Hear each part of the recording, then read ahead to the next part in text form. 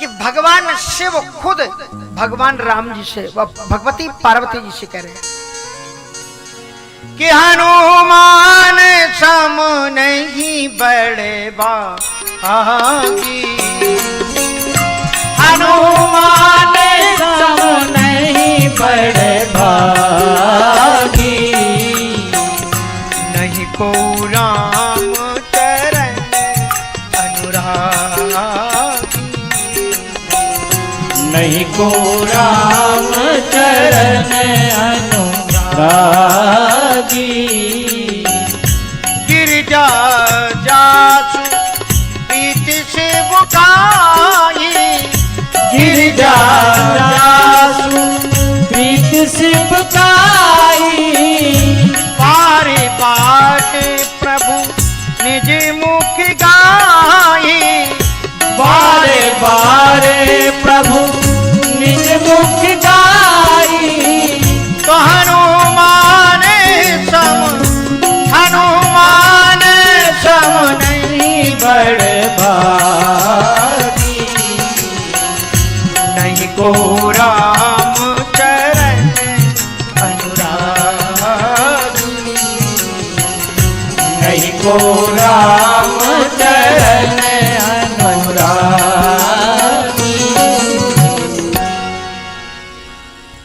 भगवान शिव भगवती पार्वती जी से कहते हैं कि हनुमान सम नहीं बड़ भागी। दुनिया में श्री हनुमंत लाल जी महाराज के समान बड़ा सौभाग्यशाली कोई और नहीं है। तो कल मैं आपको बता रहा था कि सौभाग्यशाली की पहचान क्या है, क्या धन है, संपत्ति है, ऊंचे बंगले हैं, बड़ी गाड़ी है, या संसार में प्रतिष्ठा है, या बड़ा पद है, ये सब कुछ नहीं है।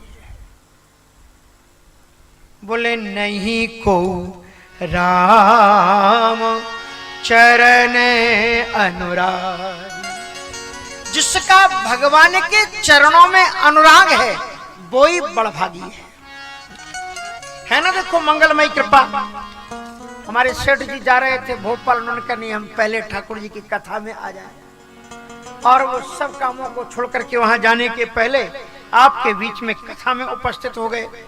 तो कृष्ण मोहन जी ठाकुर जी की कृपा है। तो कहने का तात्पर्य यह है कि इस प्रकार से, और अकेले नहीं, सपत्नी। हमारे अमेरिका में तो जब जजमान का नाम लिखा जाता है ना, तो बिना पत्नी के आप नाम दे नहीं सकते हो, लेकिन ये भारत वाले हैं, अभी पुरानी परंपरा में चल रहा है? नहीं है,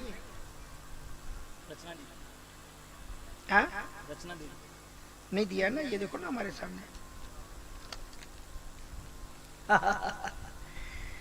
वही लिखवाए हैं बगल में बैठ करके नाम, आपका नाम नहीं लिखवाए। देखो अब रास्ते में खबर लेना, रास्ते में अभी भोपाल जा रहे हैं ना, हाँ रास्ते झड़ना नहीं, मैं तो वैसे ही कह रहा हूं।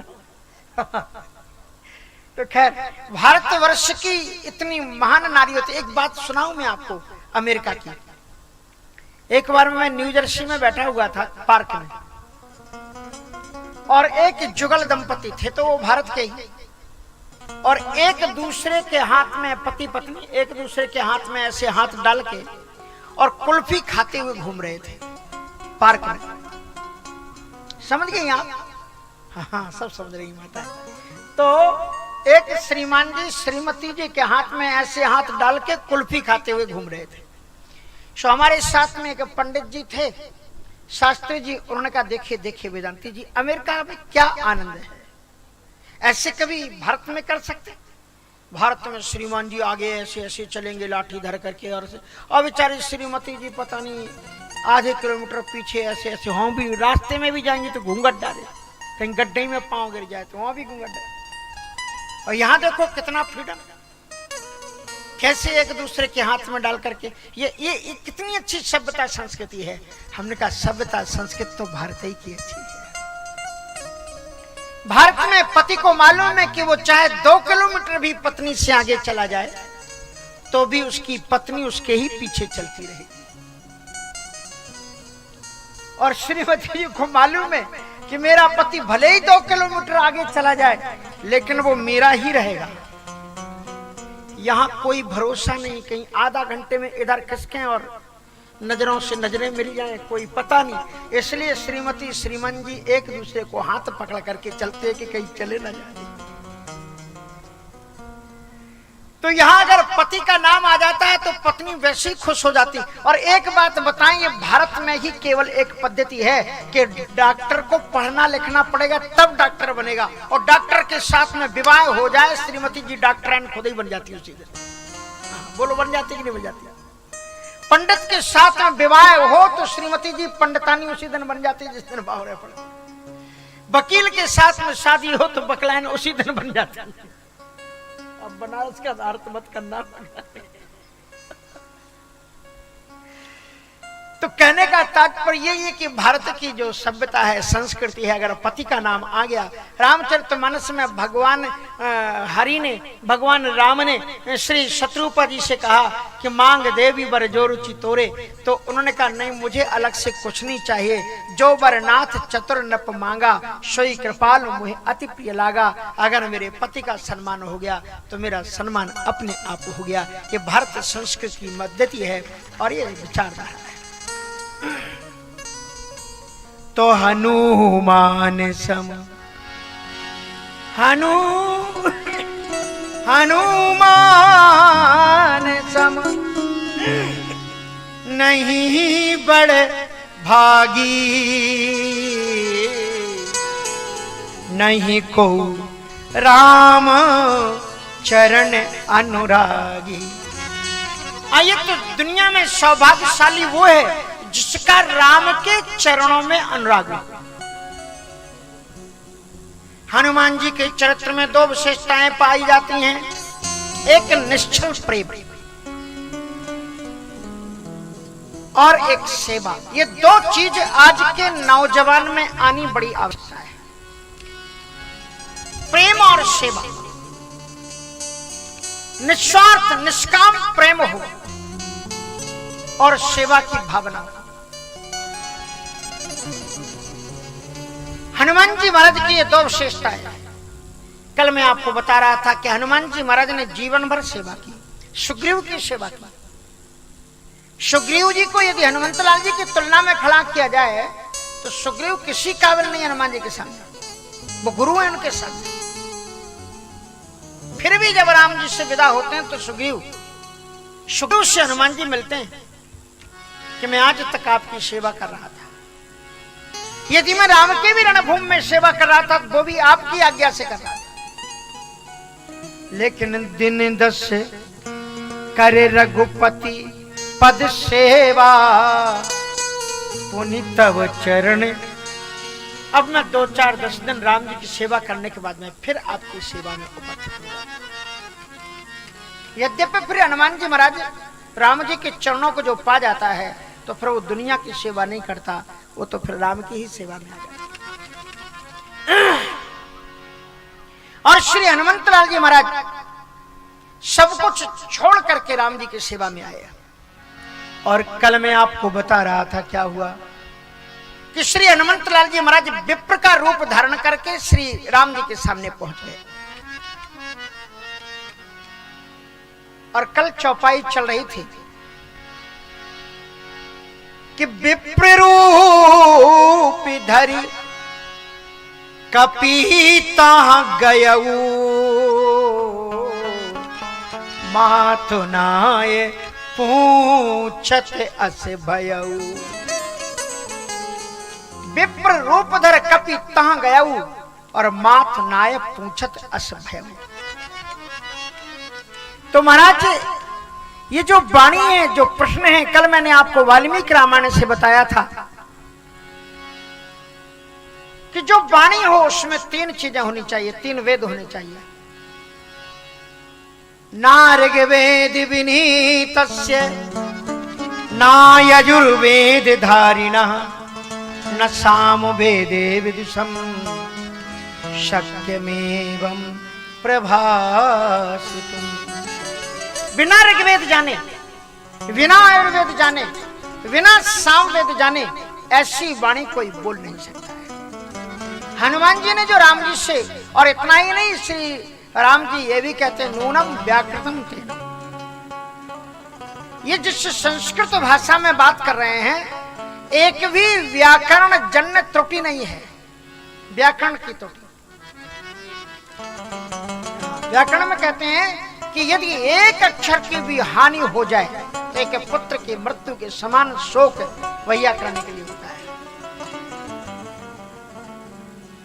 इसलिए व्याकरण जन्य एक भी त्रुट नहीं है। इससे आप ये भी समझ लेना कि राम जी भी मर्मज्ञ हैं, तभी वो विवेचना कर पा रहे हैं इस बात को। और फिर एक और अच्छी बात कही उन्होंने, ये कथावाचकों के लिए है कि एक भी क्लिष्ट से क्लिष्ट वाणी को बोलते समय इन पंडित जी के मुख पर विकृति दोष पैदा नहीं हुआ। ये एक दोष होता है, विकृति दोष।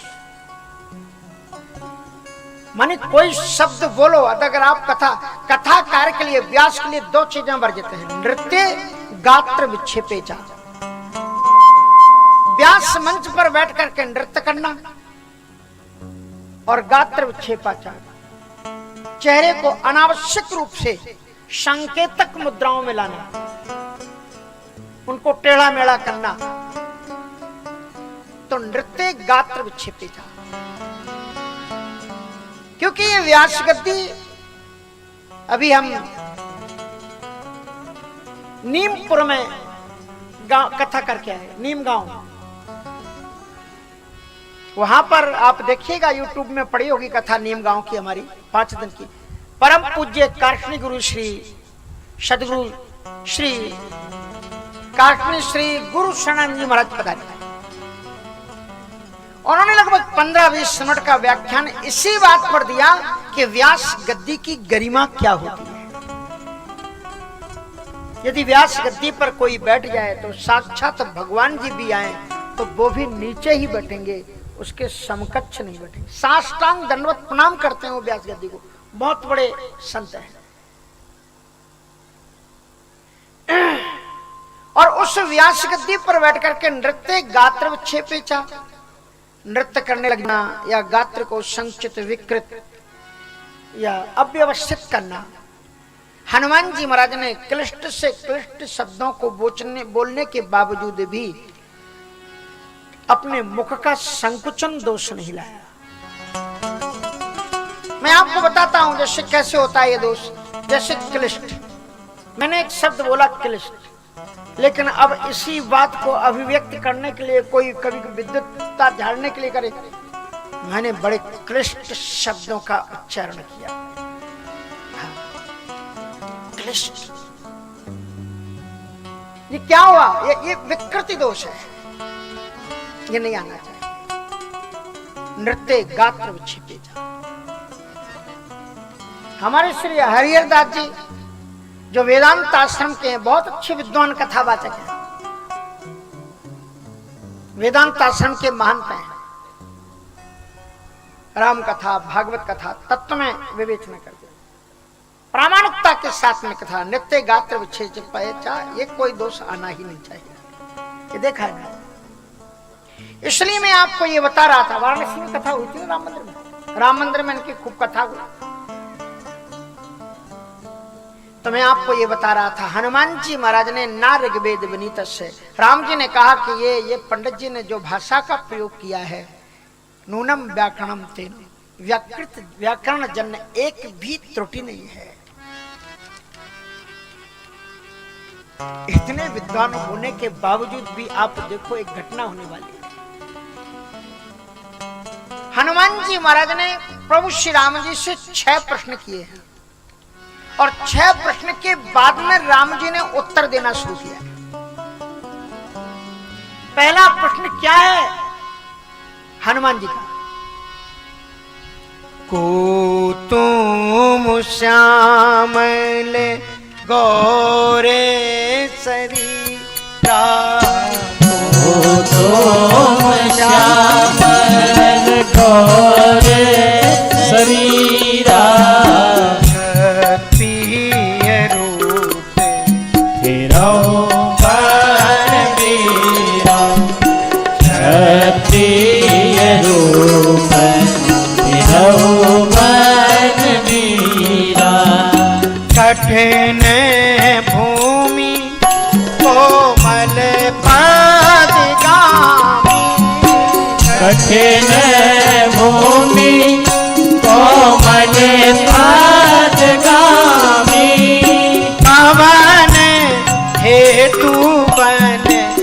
नीचे रहु स्वामी कवन हेतु बन नीचे रहु स्वामी कठिने भूमि कोमल को तुम श्यामल गौर शरीरा। वो चढ़ा नहीं है कि उतरा नहीं है, कुछ आवाज सही नहीं आ रही इसमें, क्या मामला है तबले में?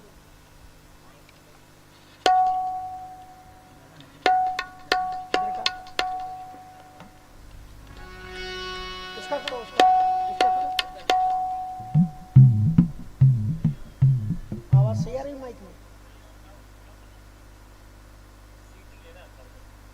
सीटी नहीं, आवाज इसकी थोड़ी सी भी, दो दिन और भी तो बज रहा है।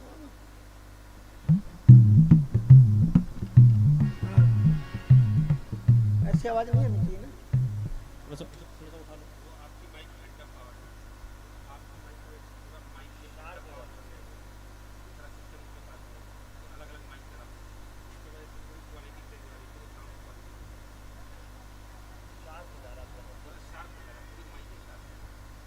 माइक सही नहीं है।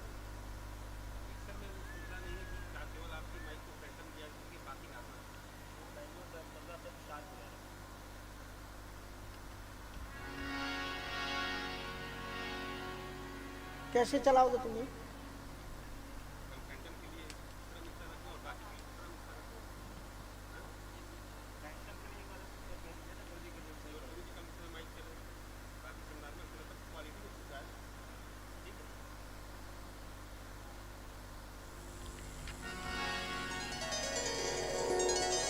ओ तुम श्यामल गौरे शरीरा ओ तुम श्यामल गौरे शरीरा क्षत्रिय रूप बन वीरा क्षत्रिय रूप बन वीरा कटने भूमि कोमल पादगामी कठिन भूमि कोमल पादगामी कवन हेतु बन निज रहु स्वामी कवन हेतु बन निज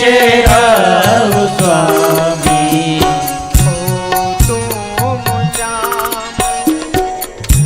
तो श्याम जी ने पहला प्रश्न किया है हनुमंतलाल जी महाराज ने, को तुम श्यामल गौर शरीरा। श्यामल और गौरव वर्ष से विभूषित होने वाले आप दोनों महापुरुष कौन हैं? जो गौर वर्ण है वो ज्ञान का दीपक है, और जो श्याम वर्ण है वो ब्रह्म का दीपक है। जल का कोई भी रंग नहीं होता, लेकिन जल जब गहराई में पहुंच जाता है तो उसमें श्यामाभास आभास उसमें ऊपर निकल आता है। जैसे आप थाली में पानी को रखो तो पानी सफेद जैसा नजर आएगा, लेकिन अतल गहराई में यदि पानी भरा हुआ हो तो उसमें श्याम वर्ण अपने आप आ जाता है। इसलिए एक और तो जीव की जो ज्ञानजन्य एक प्रभा आभा है, उसके आकार में एक महापुरुष दिखलाई पड़ रहे हैं, और दूसरी ओर जो ब्रह्म की प्रतिक्रिया है, आभासिक प्रक्रिया, उसमें ये श्याम आप जो दोनों लोग हैं, को तुम श्यामल गौर शरीरा। आप श्यामल और गौरवर्ण से अवलसित होने वाले आप दोनों महापुरुष कौन हैं? और एक बड़ी गजब की बात हनुमान जी महाराज ने कही कि क्षत्रिय रूप फेरा हुआ बन बीरा। आप जो हो वो दिख नहीं रहे हो, और जो दिख रहे हो वो हो नहीं। अगर आपसे कोई सुबह सुबह सुबह ये कह दे आप ऐसे क्यों घूम रहे हो, इसका मतलब अगला वाला आदमी पहचान रहा है कि आप जो हो वो नहीं हो। वो कहते हैं क्षत्रिय रूप फिरहु बन बीरा। आप क्षत्रिय के रूप में बनवीर बन करके आप घूम रहे हो। क्षत्रिय रूप फिरहु बनवीरा। और सबसे बड़ी गजब की चीज है जो हनुमान जी ने सांकेतिक भाषा में बताया कि मुझे लगता है कि जो आप दिख रहे हो वो हो नहीं, और जो आप हो वो दिख नहीं रहे हो। क्योंकि महाराज जो पहलवान होता है ना वो मुलायम नहीं होता है, और जो मुलायम होता है वो पहलवान नहीं होता है। और आप में ये दोनों चीजें दिखलाई पड़ी।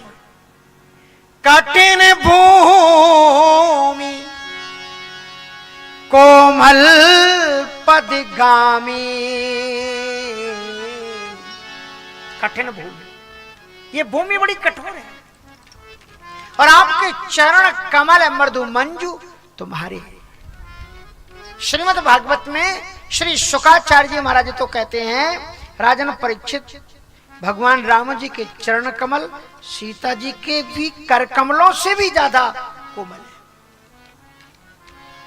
गुरुवर्थे त्यक्त राज्यम विचरदन वनम पद्म पदभ्याम प्रियाया पान स्पर्शात् क्षमाभ्याम मृजित पत्रुजो यो हरीन्द्रानुजाभ्याम वैरूप्याच्छूर्पणख्या प्रिय विरैरुषा रोपित भ्रूभुजम्भ त्रस्तावद्य सेतु खलदव दहना कौशलेन्द्रो वितान।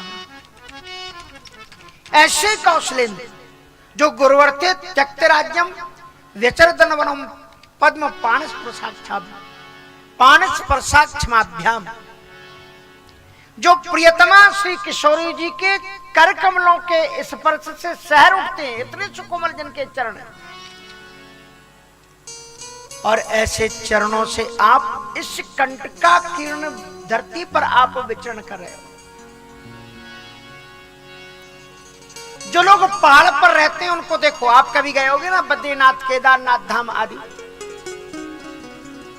तो आपने देखा होगा वहां पर जो लोग वहां पर पालकियां ढोते हैं या लोगों को लेकर के जाते हैं, उनके पांव पर नजर डालना करें, उनके पांव पत्थर जैसे बन जाते हैं।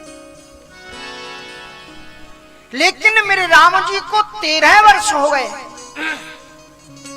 घर परिवार को छोड़े हुए। जो कुछ चरण में खड़ाऊ थी वो भी भरत जी ले गए।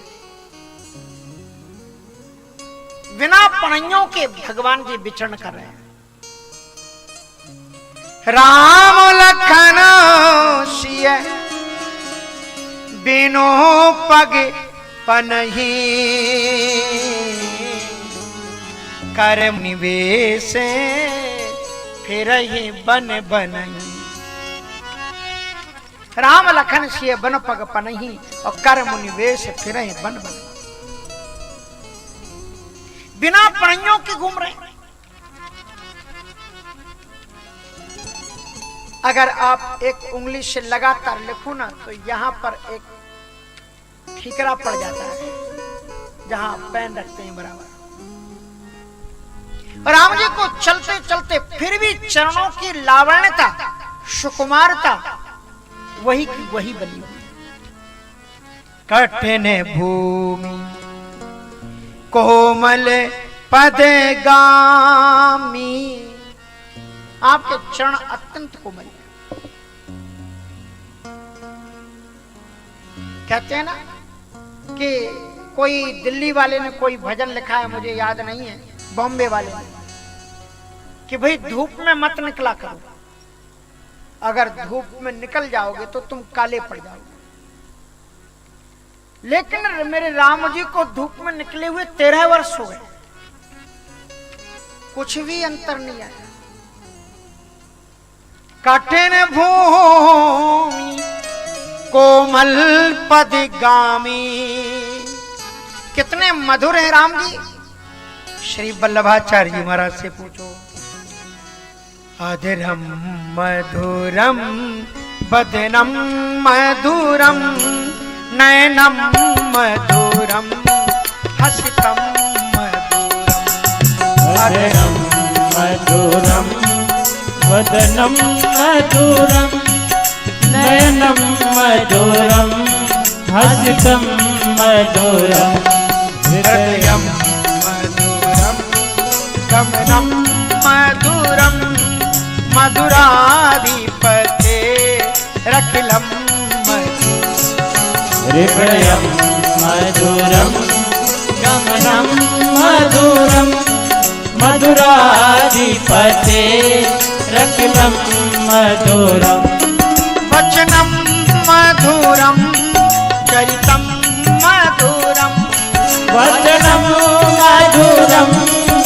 चरितं मधुरं वचनं मधुरं चरितं मधुरं वचनं मधुरं चरितं मधुरं वचनं मधुरं वलितं मधुरं वचनं मधुरं वलितं मधुरं चलितं मधुरं भ्रमितं मधुरं मधुराधिपते रखिलं मधुरं चरितं मधुरं भ्रमितं मधुरं मधुराधिपते रखिलं मधुरम्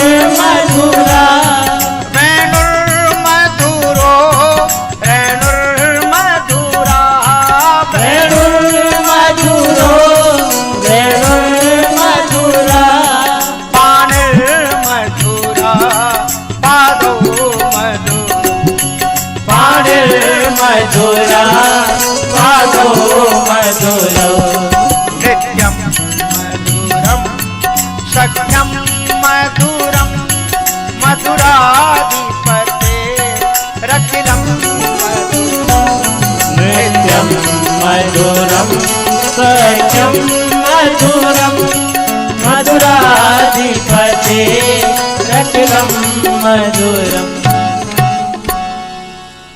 ये मैंने पूरा नहीं गाया, मैंने इसमें केवल इतना ही बताया कि रघुनंदन श्री राम जी के अधरम मधुरम बदनम मधुरम, अधरोष्ट उनके मधुर है, उनका संपूर्ण सौंदर्य बपु बड़ा मधुर है, उनके नेत्र बड़े प्यारे हैं, विश्व विलोचन चोर और हसितम, जब भगवान हंसते हैं तो माया हास बाहु दिगपाला, उनकी वाणी भी मधुर है, और जिसकी वाणी मधुर हो, मधुराष्टक में कहते हैं उसके साथ में एक चीज जुड़ी, वाणी के साथ में एक चीज और मधुर होनी चाहिए, केवल वाणी मधुर ना हो, वचनम मधुरम चरितम मधुरम, चरित्र भी मधुर होना चाहिए, वचनम मधुरम चरितम मधुरम वसनम मधुरम वलितम मधुरम। वस्त्र भी ढंग के होने चाहिए व्यक्ति के, वस्त्र से व्यक्ति की पहचान होती है, और जो चलने का तुम्हारा तौर तरीका है, ठवन है, जो मचकन है, जो अटकन है, जो लचकन है, सब में एक मर्यादा होनी चाहिए। और साथ साथ में कहते हैं चलितम मधुरम भ्रमितम मधुरम, तुम्हारा चलना भी आदर्श होना चाहिए, तुम्हारा भ्रमण, तुम कहां जाते हो, कहां आते हो, उसमें भी तुम्हारी प्रामाणिकता की बहर होनी चाहिए। ऐसा नहीं कि हम तो गए कहीं जा रहे हैं, किसी से पूछो कहां जा रहे हैं, हमें नहीं बताना, प्रामाणिकता होनी चाहिए जाने की। चलितम मधुरम भ्रमितम मधुरम और मधुराधिपते रखिलम मधुरम। गुरुजी ने पूछा राम जी से कहां गए थे, तो राम जी ने कुछ भी नहीं छुपा, गए थे हम कहीं, ऐसा नहीं। राम कहू सब कौशिक पाही, सरल स्वभाव छुअत छल, कुछ भी छुपाया नहीं, गुरुजी से सब बताया कि हम कहां गए, कोई गलती हुई वो भी बताई, और अगर अच्छा हुआ तो वो भी बताया। इसलिए तुम्हारा भ्रमण भी प्रामाणिक होना चाहिए, चलना भी तुम्हारा प्रामाणिक होना चाहिए। इसके साथ में एक बड़ी महत्वपूर्ण बात दी है, और वो कहते हैं पाणिर मधुरा पादौ मधुरौ। पाणी मानी तुम्हारे हाथ भी मधुर होने चाहिए जो कर्म करेंगे, पाणिर मधुरा पादौ मधुरौ, और भगवान के चरण कमल भी बड़े मधुर हैं, चरण कमल मृदु मंजू तुम्हारे। तो कठिन भूमि कोमल पदगामी। ये भूमि बड़ी कठोर है और इतने वर्षों से परिभ्रमण करते करते आपके इन चरणों में भी वो कठोरता आ जानी चाहिए थी, लेकिन इनकी सुरम्यता, इनकी लावण्यता, इनकी जो सरसता है वो ज्यों की त्यों बनी हुई है, कोई भी अंतर नहीं आया। इसलिए हनुमान जी महाराज ने अगला शब्द कहा कि कवन है तू वन बिच रहो स्वामी। हनुमान जी किसी को स्वामी कहने वाले नहीं है। महाभारत की एक प्रमाणिक कथा है कि भगवान श्री कृष्ण जी को परिवार में, परिकर में 3 लोगों को अभिमान हो गया। तो भगवान गोविंद ने सोचा इन तीनों का अभिमान कैसे भंग कराया जाए, और तब उन्हें उनके अभिमान भंग कराने के साधन के रूप में त्रेता के हनुमान जी की याद आई। हनुमान जी, चारों जुग परिताप तुम्हारा। हाँ, कपिध्वजी हैं। महाभारत में भी हनुमान जी के बिना महाभारत लड़ा नहीं जा सकता। भारत में पारत के सारथ भे हनु, भारत में पारत के सारथ भे, इसलिए भे कुरुराज, और ध्वजा में हनुमंत लाल जी विराजते। जब हनुमान गर्जना करते थे तो क्या होता था? वचन दिया था हनुमान जी ने कि तुम्हारी गर्जना में मैं अपनी गर्जना मिला दिया करूंगा। इसलिए जब भीम गर्जना करते हैं तो न जाने कितने लोग उनकी गर्जना से मर जाते हैं। वो भीम का प्रताप नहीं था, हनुमान जी का प्रताप था। चारों जुग प्रताप तुम्हारा। महाराज, जिस समय पर कर्ण ने एक बाण मारा अर्जुन के रथ पर, तो अर्जुन का रथ 3 कदम पीछे खिसक गया। उसी समय पर भगवान कृष्ण उठ करके खड़े, वाह वाह वाह, क्या योद्धा है, क्या बलवान है। अर्जुन ने कहा ये क्या है? अरे मैं जब इसको बाण मारता हूं तो कितने कितने दूर पीछे चला जाता है। आपने कभी मेरी प्रशंसा नहीं की और मैंने इसको बाण मारा, 3 कदम मेरा बाण रथ पीछे चला गया। आप मेरे दुश्मन की प्रशंसा करके मुझे हतोत्साहित कर रहे हो। कृष्ण ने कहा कि अर्जुन, तुझे मालूम नहीं तेरे रथ पर है कौन कौन। अगर ये तेरी ध्वजा पर हनुमान बब्बा नहीं होते ना तो तेरा रथ तो पता नहीं कहां जाता।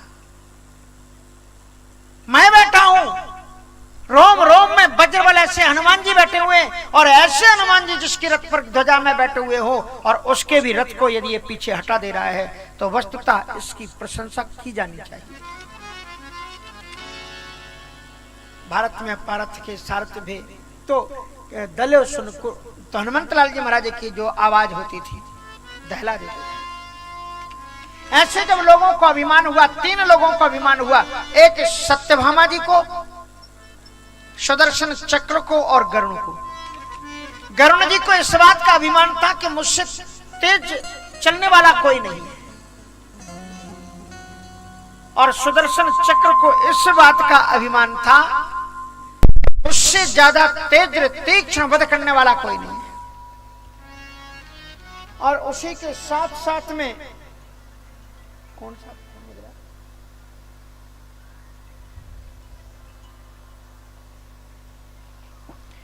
तो इस प्रकार से उन्होंने ये देखा कि महाराज सुदर्शन चक्र को अपने तेजस्विता का बड़ा अभिमान था, और सत्यभामा को अपने सौंदर्यता का। जब भी सौंदर्यता की बात आए, रुक्मणी जी को अगर आगे किया जाए तो सत्यभामा जी कहती थी हम कोई काम है क्या। अब हनुमान भगवान गोविंद ने सोचा कि इन तीनों का अभिमान कैसे मान मर्दित किया जाए, तो उन्हें हनुमान जी की याद आई। कहा हनुमान जी मेरी इसमें मदद करेंगे, और हनुमान जी महाराज को उन्होंने पुकारा। तो गरुण जी से कहा एक काम करो गरुण, मेरी त्रेता के भक्त हनुमान से मिलने की बड़ी इच्छा कर रही है, तुम वो गंधमादन पर्वत पर तपस्या करते हैं, आप उनको बुला लो। गरुण जी महाराज गए। गरुण जी महाराज जब गए तो उन्होंने कहा कि मैं तो रघुनाथ का भक्त हूं, और रघुनाथ के अतिरिक्त मैं किसी को जानता नहीं, इसलिए मैं कहीं जाने की जरूरत नहीं, मैं तो बस यहीं संध्या करता हूं, अपने इष्ट देव में रमा रहता हूं। लौट करके वो आए गोविंद के पास का, उन्होंने तो आपसे मिलने के लिए मना कर दिया। क्या कहा उन्होंने? कहा मैं तो रघुनाथ का भक्त हूं, एक ही सिर था वो मैंने राम को झुका दिया, अब मैं दूसरा सिर कहां से लाऊंगा। तो गोविंद ने कहा एक काम करो गरुण, उनसे जाकर के तुम ये कहो कि तुमको रघुनाथ ने बुलाया है। का पक्का? बोले हाँ। का जब तक आप उनको लेकर के आओगे तब तक मैं राम के रूप में यहां पर परिवर्तित होकर के बैठ जाऊंगा। गरुण जी महाराज गए और इधर भगवान कृष्ण ने सत्यभामा पूछा कि कौन रुक्मणी, कौन सीता का रूप धारण करेगा। सीता जी तो बड़ी अद्भुत स्वरूपवान थी। भगवान गोविंद ने जो ही रुक्मणी को कहा तो सत्यभामा जी आगे आगे बोले क्या मैं कम, मैं ही बन जाऊं? तो कहा तुम ही बन जाओ। तो सत्यभामा जी सीता का स्वरूप धारण की। इधर सुदर्शन चक्र को उन्होंने दरवाजे पर लगा दिया। सुदर्शन चक्र से कह दिया कि जब तक हमारी अनुमति ना हो तब तक किसी को अंदर घुसने मत देना। अब महाराज भगवान श्री कृष्ण जी ने राम का रूप परिवर्तित किया। सत्यभामा जी सीता जी के रूप में सुशोभित होकर के उनके बामांग विराजमान हो गई। इधर गरुण जी महाराज हनुमंत लाल जी महाराज के पास पहुंचे और जब उन्होंने अपना आग्रह सुनाया कि आपको द्वारिका में रघुनंदन श्री राघवेंद्र सरकार आपको पुकार रहे हैं अयोध्या में। कहा गरुण तुम सही बोल रहे हैं ना? बोले हाँ। बोले अगर मेरे राम जी नहीं मिले तो फिर समझ लेना फिर तुम्हारी खैरियत नहीं। कहने नहीं वो तो राम जी हैं। तो कहा चलो अगर मेरे राम जी हैं, इष्ट देव का दर्शन इतने दिन बाद मिलेगा तो मैं तो वैसे हृदय में तो हरदम दर्शन करता हूं, पर उनका आदेश है तो मैं जरूर आऊंगा। तो तुम चलो हम आते हैं। कन्या वो वहां द्वारिका आने में आपको कितना टाइम लगेगा? तो चलो मैं सोचता हूं आपको मदद कर दूं, आप मेरे ऊपर बैठ जाओ और मैं आपको ले चलता हूं। गरुण हनुमंत लाल जी महाराज ने कहा नहीं नहीं आप चलो हम आते हैं। अब बार बार उन्होंने कहा तो हनुमान जी ने बिल्कुल तनगी कहा नहीं मानोगे क्या? तो गरुण जी ने कहा अच्छा ठीक है हम जाते हैं। अब गरुण जी महाराज वहां से चल दिए। इधर महाराज गरुण जी द्वारिका पहुंच भी नहीं पाए, उसके पहले ही हनुमान जी संध्या वंदन समापन करके और द्वारिका में आ गए। अभी वो गरुण जी रास्ते में और जब आए और तब तक अभी ठाकुर जी ड्रेस धारण कर रहे थे और सुदर्शन चक्र ने उनको बीच में रोका। तो उन्होंने कहा कि मैं अंदर जाऊंगा, मेरे राम जी हैं। कहा राम जी हैं पर बगैर उनकी अनुमति के, मेरी अनुमति के आप अंदर नहीं जा सकते। कहा मुझे राम के दरबार में जाने से कौन रोक सकता है सुदर्शन चक्र जी, क्योंकि राम द्वारे हम रखवारे। राम हनुमान के लिए कभी भी अनुमति की आदेश की जरूरत पड़ी नहीं। ये क्या नया विधान हो गया है यहाँ पर कि हनुमान के लिए भी आज्ञा लेकर के जाना पड़ेगा? पुत्र अपने माँ बाप के यहाँ पर कभी भी जा सकता है। और जानकी जी ने कहा है कि मैं उनका बेटा हूं। अजर अमर गुण निश्चित हो करहि बहुत रघुनायक छो। तो तुम मुझे कैसे रोक सकते? अब हनुमान जी बोले नहीं नहीं मैं नहीं जाने दूंगा आपको। हनुमान जी ने कहा तुम होते कौन हो मुझे रोकने वाले? उन्होंने सुदर्शन चक्र को पकड़ा और अपने बगल में दबाया। सुदर्शन चक्र को आया गुस्सा, सोचा इनकी भुजा ही उखाड़ करके मैं फेंक दूं काट करके। फन करके अंदर अंदर वो चलने लगे। और जब चले तो हनुमान जी महाराज का शरीर रोम रोम में वज्र। अगर लोहे में पत्थर का चक्र अगर रगड़ेगा तो किसकी हानि होगी? पत्थर ही घिसेगा ना। सुदर्शन चक्र के दांते कसने लगे, घिसने लगे।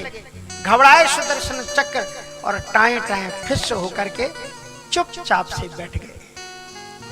हनुमान जी महाराज ऐसे ही बगल में, उन्हें दबाने का तो बड़ा अच्छा सूर्य भगवान को दबा लिए थे। सुदर्शन चक्र में लेकर के अंदर आ गए और राम जी सामने बैठे हुए हैं, सीता जी सामने बैठी हुई है, लेकिन हनुमान जी महाराज ने साष्टांग दंडवत प्रणाम नहीं किया, वो खड़े के खड़े रहे। अब राम जी कृष्ण जी में तो कोई भेद नहीं है। तो राम जी ने पूछा, कृष्ण जी ने राम के रूप में पूछा, हनुमान तुम तो आते से ही चरणों में गिर पड़ते हो, ये क्या बात है? दंडवत प्रणाम नहीं करोगे? इतने दिनों के बाद मिले हो। बोले प्रभु जी पहले आप ये बताओ, ये जगह का दोष है या आप में दोष आ गया? बोले क्या बताओ? कहा कि ये यहाँ के जो ठाकुर हैं द्वारकाधीश जी, वो अपने साथ न जाने कितनी पत्नी कितनी पटरानियों को बैठाते, और ये आपने किस दासी को बैठा लिया? वो बैठाए कितनी को, उनका चरित्र अलग है, लेकिन आपने किस दासी को बैठा रखा है? और ज्यों ही उन्होंने दासी कहा, त्यों ही सत्यभामा जी समझ गई कि मैं तो पकड़ी गई। चुपचाप उठ करके अंतापुर में चली गई, और वे समझ गई कि मैं रुक्मिणी के बराबर, मैं सीता के बराबर नहीं। उनका अभिमान चकनाचूर हो गया, सुदर्शन चक्र का भी अभिमान चकनाचूर हो गया। हनुमंत लाल जी महाराज ने प्रणाम निवेदन किया, और फिर भगवान कृष्ण ने कहा कि मैं ही राम हूं, मैं ही कृष्ण हूं, ये तो तुम जानते हो ना, तुम्हें जानकारी है कि नहीं कि मुझ में और राम में कोई भेद नहीं? कहा है जानकारी। फिर तुमने मना क्यों किया? कहा हमारा क्षमा करना। ये हनुमान जी के शब्द कि श्रीनाथो जानकी नाथो अभेदा परमात्मनि। श्रीनाथो जानकी नाथो, राधापति श्री कृष्ण और सीतापति श्री राम में कोई भी अंतर नहीं, दोनों अभेद हैं, एक ही है। श्रीनाथो जानकी नाथो अभेदा परमात्मनि, लेकिन तथापि मम सर्वस्व रामः कमल लोचन। फिर भी मेरे तो हृदयाभिराम, लोकाभिराम, नयनाभिराम, सर्वस्व जो कुछ हैं वो तो मेरे राम ही है। मैं राम के अतिरिक्त किसी का हो नहीं सकता। आप ही भले ही मेरे गोविंद हो, पर तुलसी मस्तक तब नवे धनुष बाण लियो हाथ।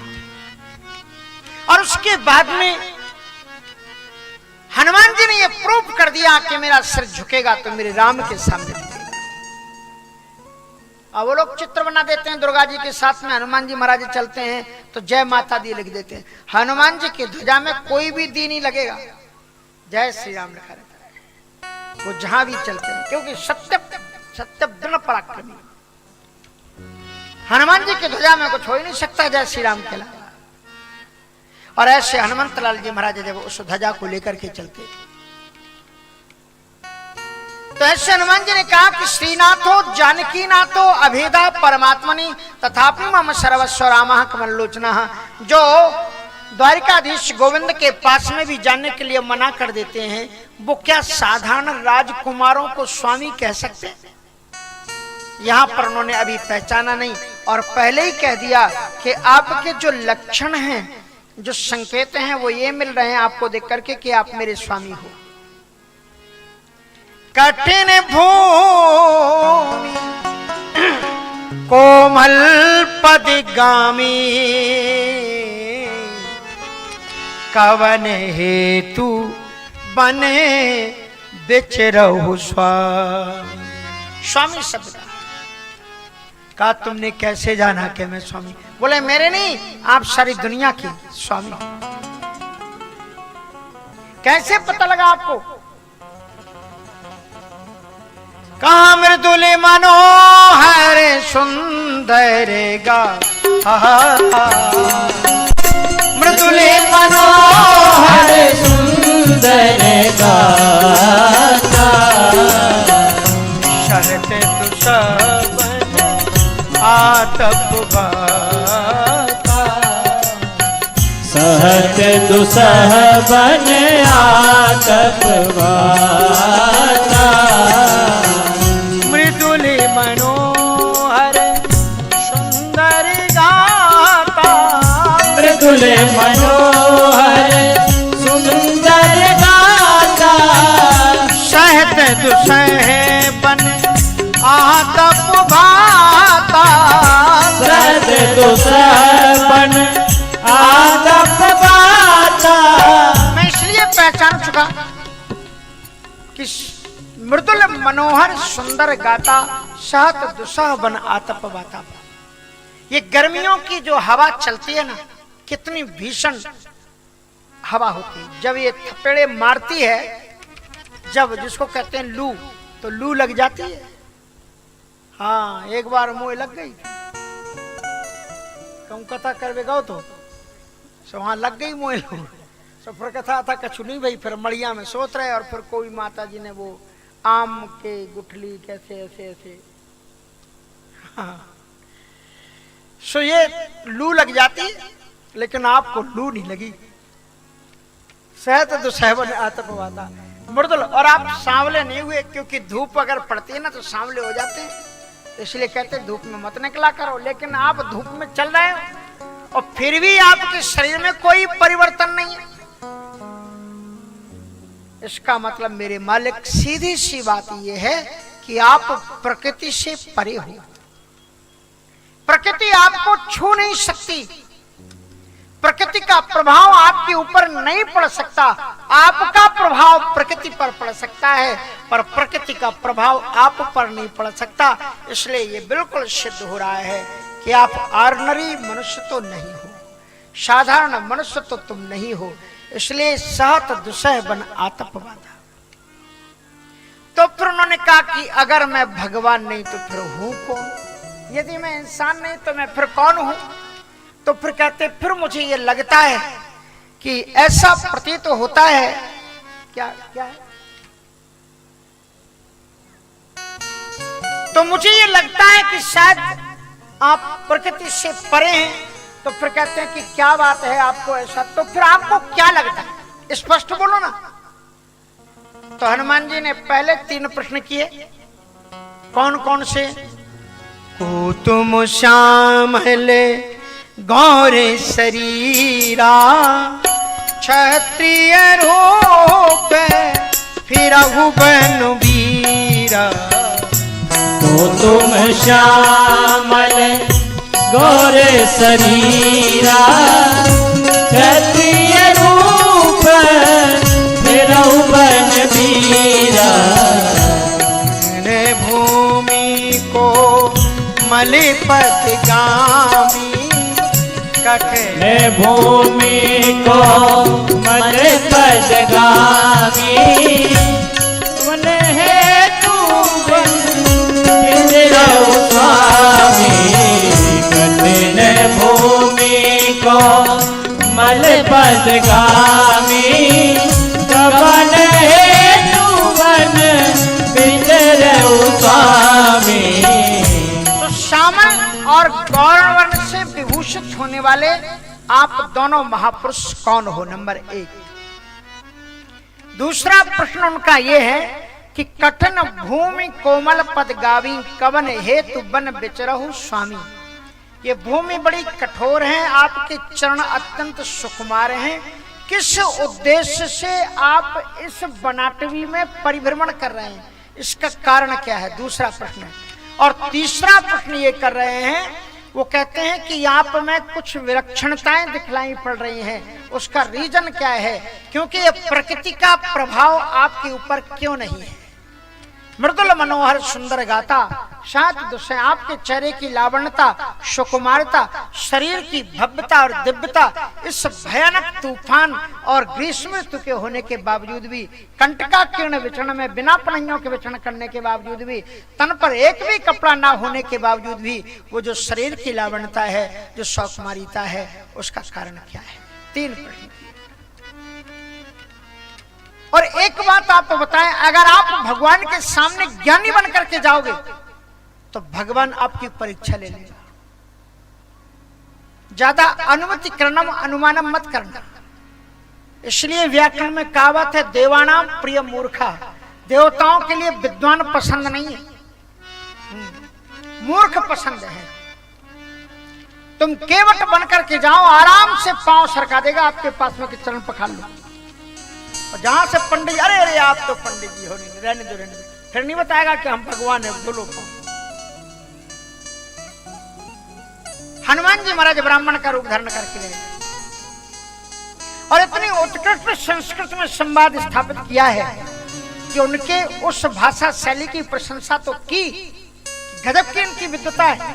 बिना ऋग्वेद, बिना आयुर्वेद जाने, बिना सामवेद जाने कोई जान नहीं सकता। लेकिन फिर भी पंडित जी को यह नहीं बताया कि मैं कौन हूं। अनुमान लगाओ। अब कोई अगर कह दे आपको मिलकर कि यार तुम कुछ पहचानने से लग रहा है, तो बोले बताओ फिर मैं कौन। और अगर आप ऐसे कह दो कि नहीं हम आपको नहीं जानते, हमने आपको कभी पहले नहीं देखा, अज्ञानी है बता दो, तो आपको बता दे। अब आप कहने लग जाओ यार कुछ पहचानने से लगे, तो बोले बताओ कौन है, अनुमान लगाओ। तो हनुमान जी से राम जी ने कह दिया अब जरा तुम अनुमान ही लगा लो कि कौन हूं मैं। तो हनुमान जी ने अनुमान करते हुए 3 प्रश्न और किए, और उसमें कहते हैं कि तुम तिजोरी, कोई महत्वपूर्ण चीज होती है ना तो तिजोरी में रखी रहती है, और चाबियां उसकी 3 होती हैं। तो तिजोरी में राम जी का रहस्य छुपा हुआ है, और हनुमान जी महाराज तिजोरी में एक एक चाबी लगा रहे हैं। की मानी क्या होता है इंग्लिश में? की मानी चाबी। और 3 चाबी का यहां पर प्रयोग करेंगे आगे, एक चौपाई और एक दोहे में। 3 प्रश्न, की मानी अथवा, संस्कृत में इसको वाह कहते हैं, विकल्प से, और अंग्रेजी में कहते हैं अदरवाइज। तो इसलिए विकल्प, तो इसलिए उन्होंने कहा कि आप मुझे बताइए कि तुम 3 देव मह कोई, कि तुम 3 देव मह कोई, हे तुम 3 देव मह कोई, कि तुम 3 देव मह कोई, नर नारायण की तुम दो, कि तुम 3 देव मह कोई, नर नारायण की तुम दो। तो पहला प्रश्न, पहली जो चाबी है, ये चौथा प्रश्न है कि तुम 3 देव मह को,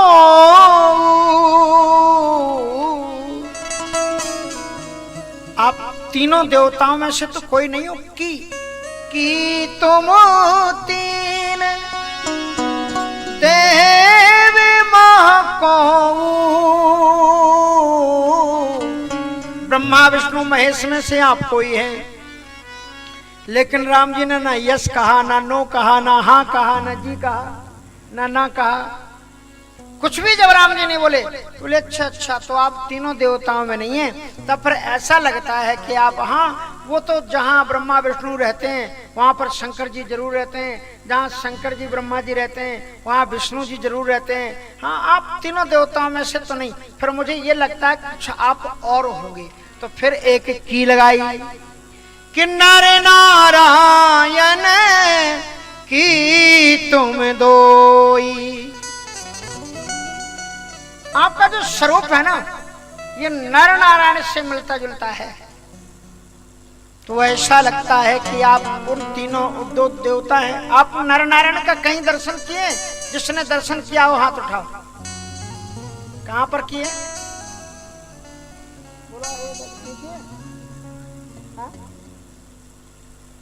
हाँ बता रहे हैं सही हरिहरदास जी। बद्रीनाथ धाम में जब आप दर्शन करने के लिए जाओगे तो बद्रीनाथ धाम के पीछे 2 पहाड़ हैं। वो पहाड़ नर नारायण के रूप में है। वहां बद्रीनाथ धाम में आप जब जाओगे पूजा करने के पहले तो उनसे पहले उर्वशी का पूजन होता है। भगवान के पहले आपको पंडा ले जाएंगे, उसके पहले मंदिर के इस साइड में एक कोने में उर्वशी का पूजन। और उर्वशी एक अप्सरा है और कहते हैं कि दिव्य सुखोपभोग अगर जीवन में आपको चाहिए तो उर्वशी का पूजन करना चाहिए। श्रीमद् भागवत के 3 स्कंद में देखना लिखा। और ये उर्वशी जी कहां से आई है? क्योंकि नर नारायण रूप में साक्षात भगवान लोक कल्याण के लिए जब तपस्या के लिए बैठा तो इंद्र ने उनको तपस्या भंग करने के लिए अनेकों अप्सराएं, रंभादिक सुर नारी नवीना कर हैं असम सरकला तमाम अप्सराएं भेज दी। और जब उसने अप्सराएं भेजी तो बद्रीनाथ धाम, बद्रीनाथ भगवान ने क्या किया, नर नारायण भगवान ने क्या किया, एक खुद ही अप्सरा प्रकट कर दी तपस्या से। कहा तुम ही ले जाओ उनको, हमें क्या तुम अपनी अप्सराएं दिखा रहे हो। ऐसी उर्वशी जी। तो उर्वशी जी को भगवान ने प्रकट किया, इसलिए उनका पूजन होता है। श्रीमद् भागवत के 9वें स्कंद में बड़ी दिव्यतम कथा है उनकी, 11वें स्कंद में। तो कहने का तात्पर्य यह है कि इस प्रकार से कि नर नारायण लोक कल्याण की दृष्टि से दो सुपर्णौ सैजौ सखायौ समानम वृक्षम परिखत सुजाते। दो सुपर्णा पड़ी है ना आचार्य जी? हाँ। दो सुपर्णौ सैजौ सखायौ समानम वृक्षम, ये संसार एक वृक्ष है, इसकी दो डालियां हैं। इसकी एक डाली पर जीवात्मा बैठा हुआ है और एक डाली पर परमात्मा बैठा हुआ है। पहेलिया आता है, जाल बिछाता है, दाना डालता है। जो पक्षी जीव पर कंट्रोल नहीं रख पाता और दाना चुगने के लिए नीचे उतर जाता है, वही जाल में फंस जाता है, वही बद्ध है, वही जीव है, जीवात्मा बद्ध है। और जिसने जीव पर कंट्रोल कर लिया, जो नीचे नहीं उतरा उनको चुगने के लिए, वही मुक्त है। कबीर साहब जी कहते हैं, रस गगन गिरा पर अजर झरे। वही वास्तविक जीवन के रस की अनुभूति ले पाता है, वही ब्रह्मानंद या ब्रह्मनाद को श्रवण कर पाता है। यहां ब्रह्मनाद होता है। तो या तो फिर आप जगत के कल्याण के लिए सदैव तपस्वी रूप में जो तपस्या करते रहते हैं, आप कहीं नर नारायण तो नहीं हो। पहले क्या पूछा कि तुम तीन देवी मह को नर नारायण की तुम, ये 5वां प्रश्न है। और 6वां प्रश्न क्या कर रहे हैं हनुमान जी महाराज?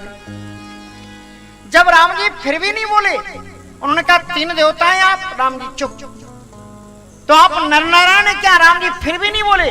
तो लास्ट चाबी का प्रयोग हनुमंत लाल जी महाराज अनुमति का नाम अनुमान कर। यदि आप ब्रह्मा विष्णु महेश नहीं हो और यदि आप नर नारायण भी नहीं हो, तो फिर आप कौन हो सकते हो?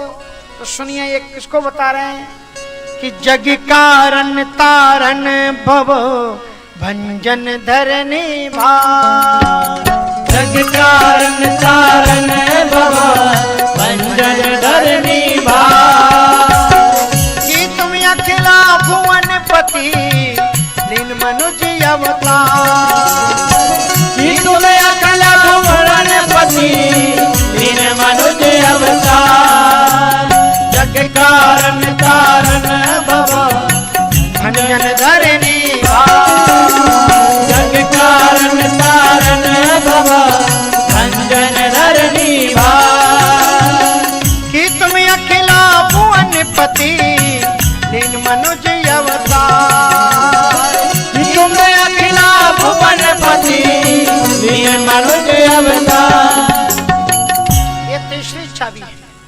यदि आप ब्रह्मा विष्णु महेश में कोई नहीं है, अगर आप नर नारायण भी नहीं है, तो बोलो ब्रह्मा विष्णु महेश से भी कोई बड़ा है क्या? विष्णु जी से बड़ा कोई है?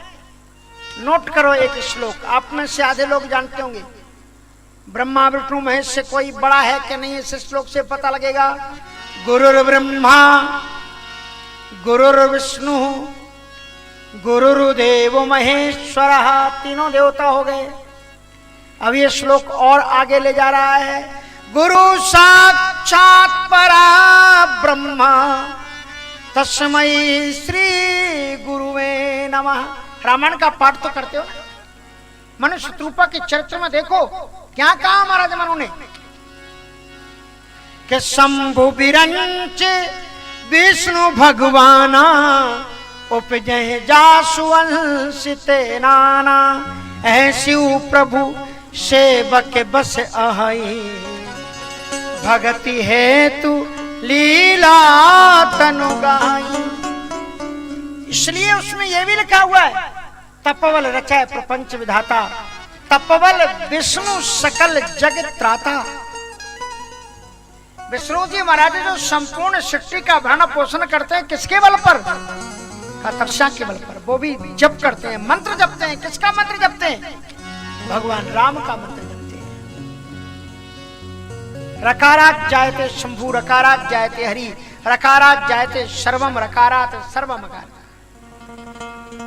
इसलिए राम नाम से बढ़कर के कुछ है ही नहीं। तेरा राम जी तुम्हारे जीवन का बेड़ा पार कर देंगे, जीवन का उद्धार हो जाएगा। तेरा राम जी करेंगे बेड़ा पार, उदासी मन काहे को डरे। तेरा राम जी करेंगे बेड़ा पार, उदासी मन काहे को डरे। तेरा राम जी करेंगे बेड़ा पार, उदासी मन काहे को डरे। तेरा राम जी करेंगे बेड़ा पार, उदासी मन काहे को डरे। काहे को डरे रे, काहे को डरे, काहे को डरे, काहे को डरे। राम जी करेंगे बेड़ा पार, उदासी मन काहे को डरे। तेरा राम जी करेंगे बेड़ा पार, उदासी मन काहे को डरे।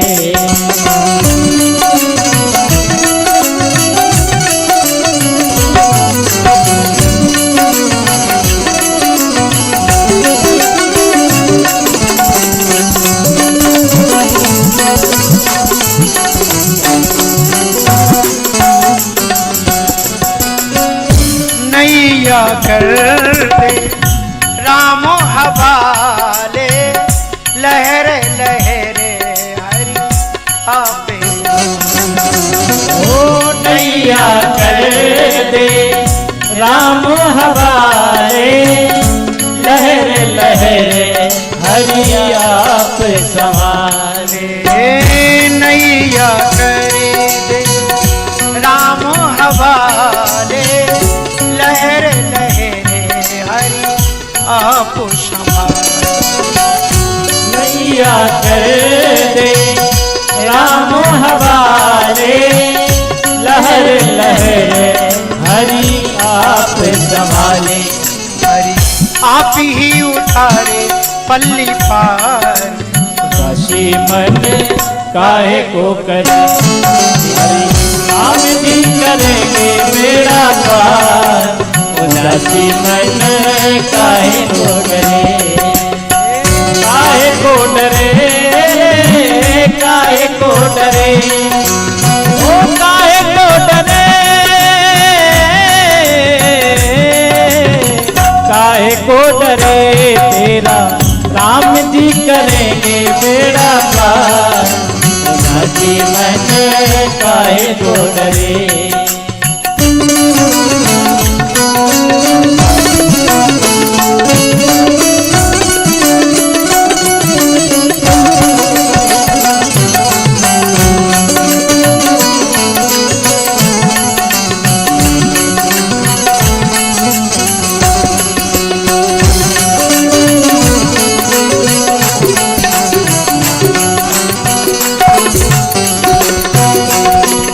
काबू में मजे धारी उसी के, हाथों में पतवारी उसी।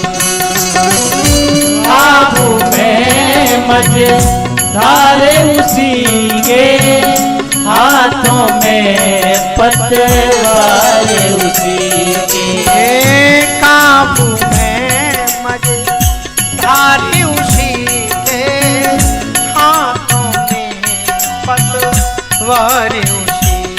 ओ काबू में मजे धारे उसी के, हाथों में पतवार उसी के। सौंप के तू देख एक बार, उदासी मन काहे को गई। थोड़ी सौंप के तू देख एक बार, उदासी मन काहे को गई। तेरा राम जी करेंगे बेड़ा पार, उदासी मन काहे को डरे।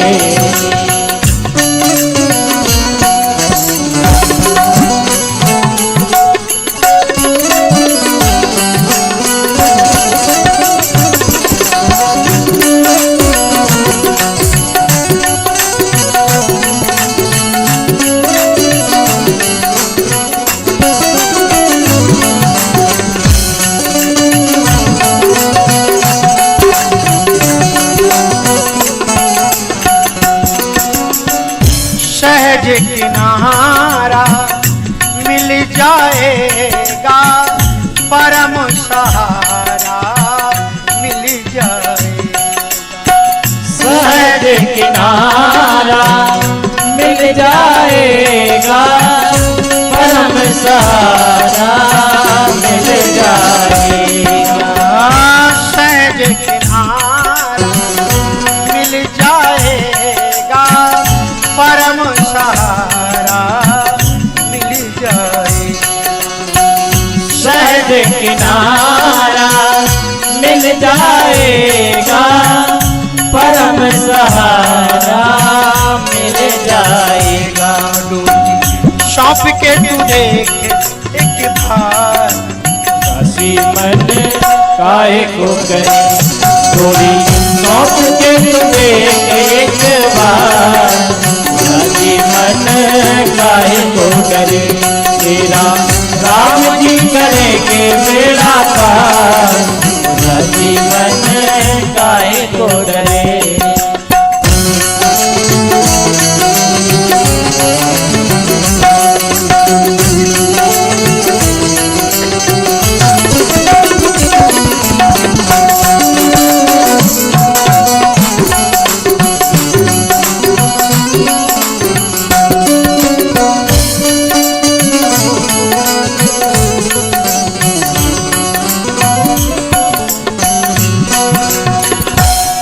निर्दोष तुझे क्या डर है, पग पग पर साथी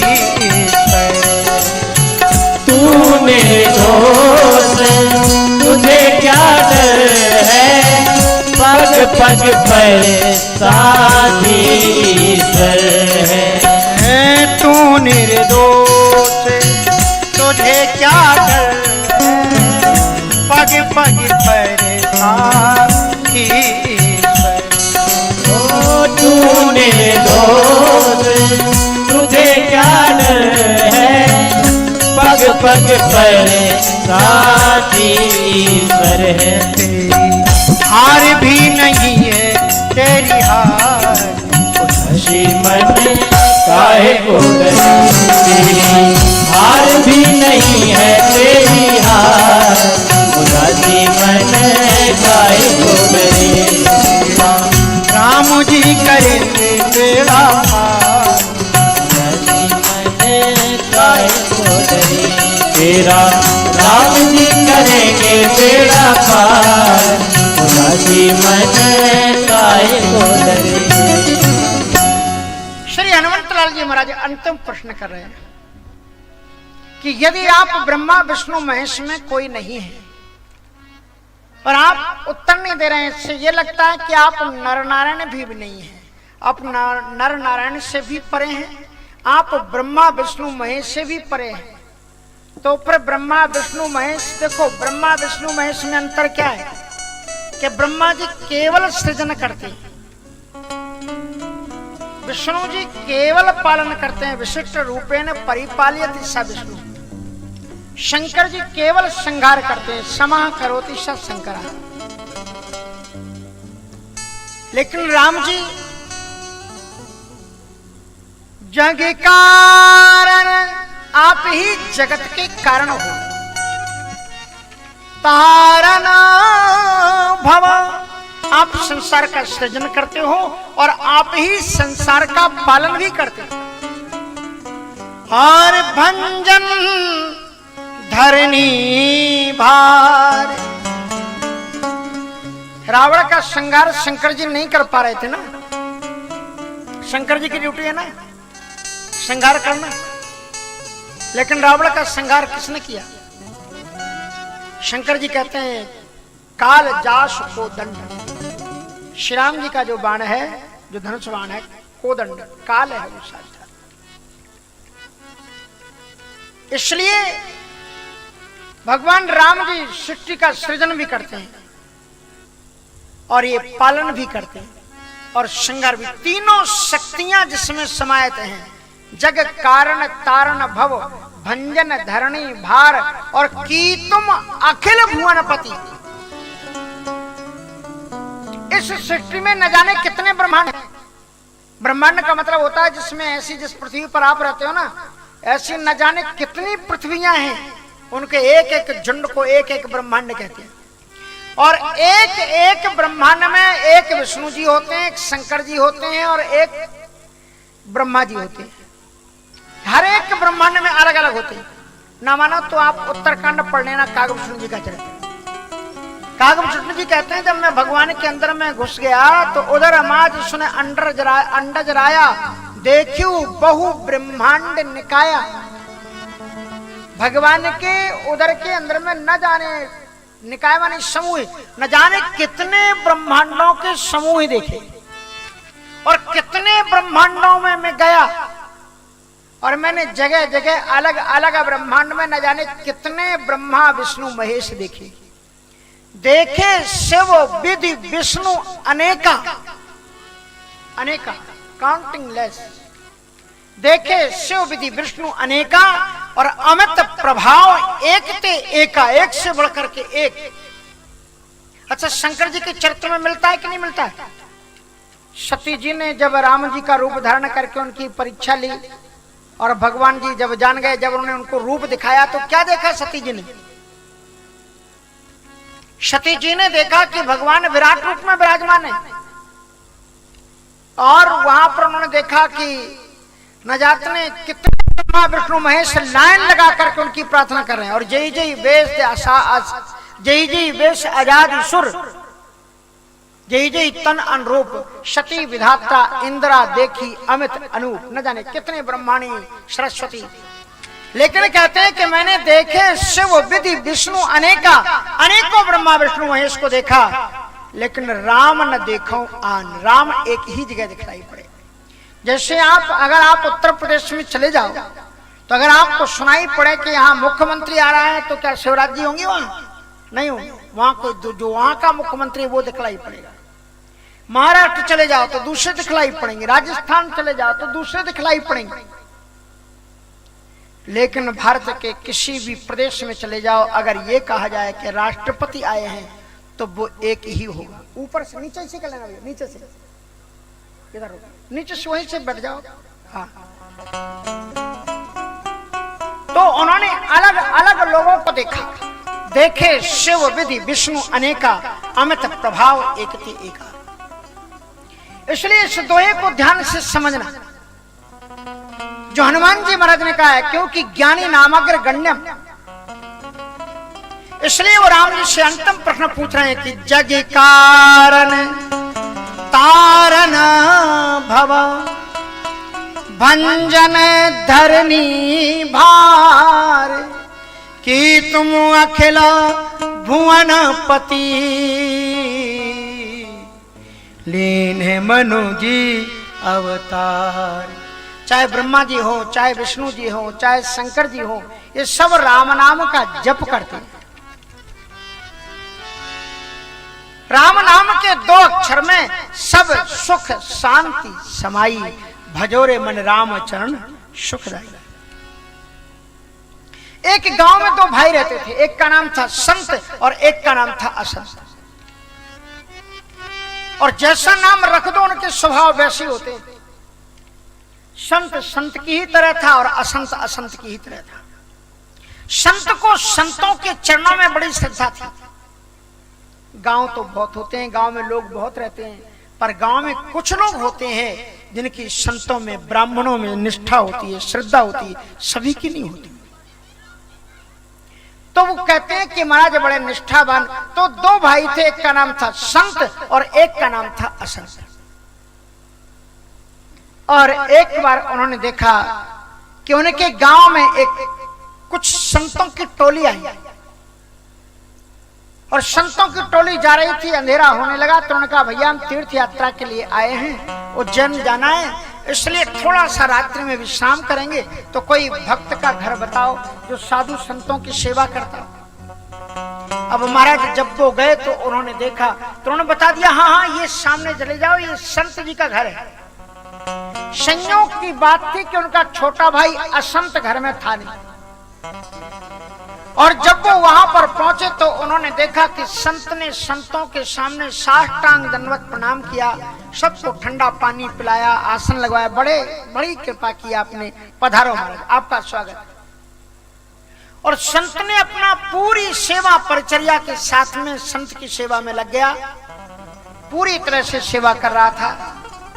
रोज रोज नए नए पकवान, मिष्ठान, कभी जले, कभी तस्मई, कभी मालपुआ, संतों की खूब सेवा की। और 4-5 दिन सेवा करने के बाद में 6वां दिन जब आया तो आंखों में आंसू थे और सभी संतों के आसन पर जाकर के दंडवत करके उसने सबको दक्षिणा बांटी। कहा कि महाराज आप जितने जल्दी हो सके आप लोग चले जाओ, जितने जल्दी हो आप चले जाओ। तो संतों ने कहा इसको क्या हो गया? भैया बीच में नहीं चल पाएगा, बीच में नहीं चल पाएगा, इसलिए जितने जल्दी हो सके आज आप चले जाओ। अब महाराज उन्होंने देखा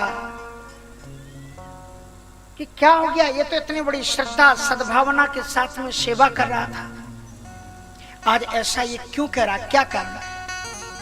संतों ने उसको बैठा कर कहा प्यार से बता दो, कोई बात नहीं, हम लोग तो जा ही रहे हैं, बता तो दो आखिर कारण क्या है? तुम्हारे आंखों में आंसू, इतनी श्रद्धा से सेवा कर रहे थे और हम लोगों को तो वैसे भी जानना था, हम तो परसों ही बोल रहे थे, तुम्ही ने रोक रोक करके रखा, तुम्हारी भावना के कारण।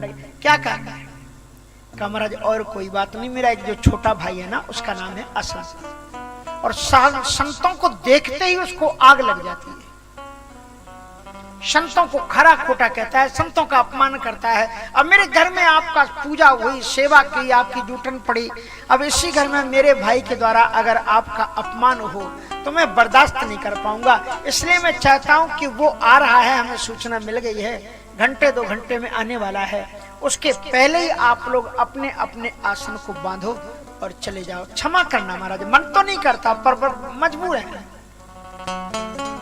संतों ने कहा ठीक है, सभी संतों ने अपने अपने आसन बांधे और चलने को तैयार हो गए, लेकिन एक मस्त मौला फक्कड़ संत थे, वो नहीं हिले, वो वहीं बैठे। सबने कहा चलो भैया चलो, हम तो यहीं ठीक है।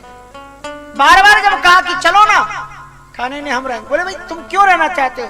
बोले संत को तारा तो कौन सी बड़ी बात है, असंत को तारो उसका नाम संत है, इसलिए मैं तो उससे मिलकर के जाऊंगा जो असंत है। अब महाराज नहीं माने तो रुके रहे, आसन जमाए रहे, और जहां से संत गांव में घुसा तो गांव वालों ने कान भरना शुरू किया, तेरे भाई ने सब लुटा दिया, इतने सन्न मुसन्न बड़े बड़े संत, बड़े बड़े पेट वाले, 15 दिन में सब घर को चौपट कर गया।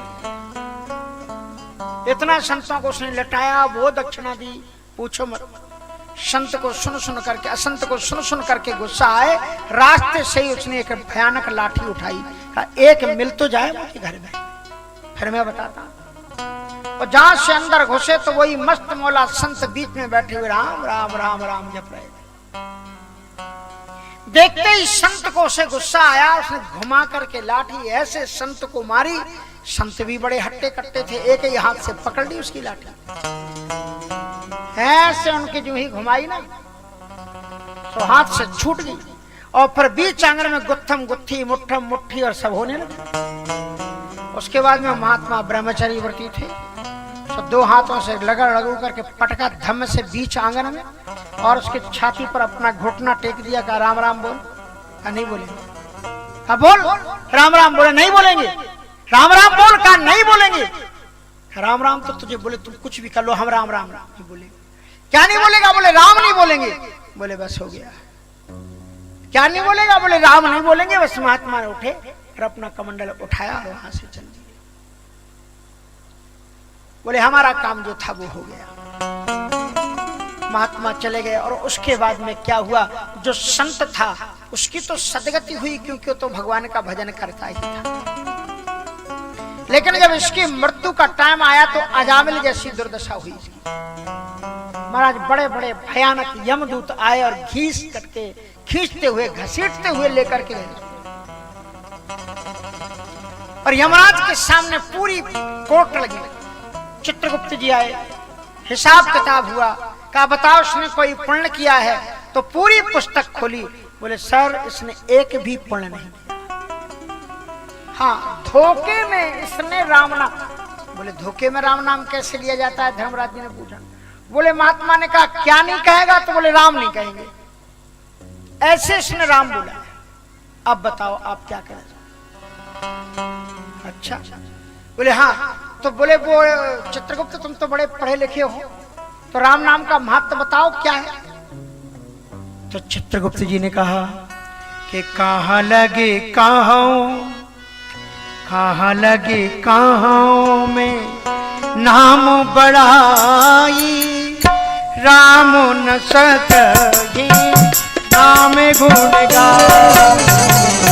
कहाँ लगे कहाँ में नाम बड़ाई, नाम न सकहि नाम गुण गाई। कहाँ लगे कहाँ में नाम बड़ाई, कहाँ लगे कहाँ में नाम बड़ाई, राम न सकहि नाम गुण गाई। राम न सकहि नाम गुण गाए। कहाँ लगे कहाँ नाम बड़ाई, कहाँ लगे कहाँ में नाम बड़ाई, राम न सकहि नाम गुण गाए। कहाँ लगे कहाँ में नाम बड़ाई, राम न सकहि नाम गुण गाए। चित्रगुप्त जी ने कहा कि महाराज मैं राम नाम की महिमा का वर्णन कहां तक करूं? जिन श्री राम का ये नाम है वे राम भी इसकी महिमा की वर्णन करने में असमर्थ हैं। तो धर्मराज जी ने कहा इसका पता ऐसा लगता है तो तुमको मालूम नहीं होगा, ये कहो ना, तो चलो अपने ब्रह्मा जी के पास चलते। उससे कहा कि एक काम करो, बुद्धिमानी से काम लो, पहले इससे पूछ लो, इसने पाप ही ज्यादा किए, पुण्य तो थोड़ा सा किया, धोखे से राम नाम लिया, तो इससे पहले पूछ लो कि पहले किसका फल भोगना चाहता है।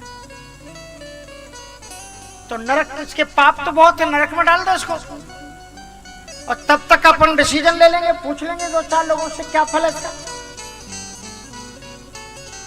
कहा कि महाराज इससे पूछना पड़ेगा, बिना इससे पूछे नहीं कर सकते। उससे पूछा भाई बताओ तुम पापों का फल पहले भोगना चाहते हो या पुण्यों का? तो वो भी समझ गया कि कुछ मामला पेचीदा है, फंस गए। तो उसने कहा कि महाराज हमने पुण्य किए ही कहाँ है, धोखे से एक आध बार कभी हो गया होगा, सो पहले आप उसी को निपटाओ। जो हमने पुण्य किया ना धोखे से, पहले आप पुण्य ही निपटा दो, उसके बाद में आराम से रिजर्वेशन करा के रहेंगे नरक में। आप तो पहले पाप जो है ना, उसका जो पुण्य है उसका फल निपटा दो। कितना अकलमंद। कहा तो चलो ब्रह्मा जी के पास। बोले ब्रह्मा जी के पास इसको भी ले जाना पड़ेगा। बोले तो इसको भी ले चलो। कहा चलो चल रहे हैं। बोले कहाँ? बोले ब्रह्मा जी के पास। सुनो हम न चले एक कदम।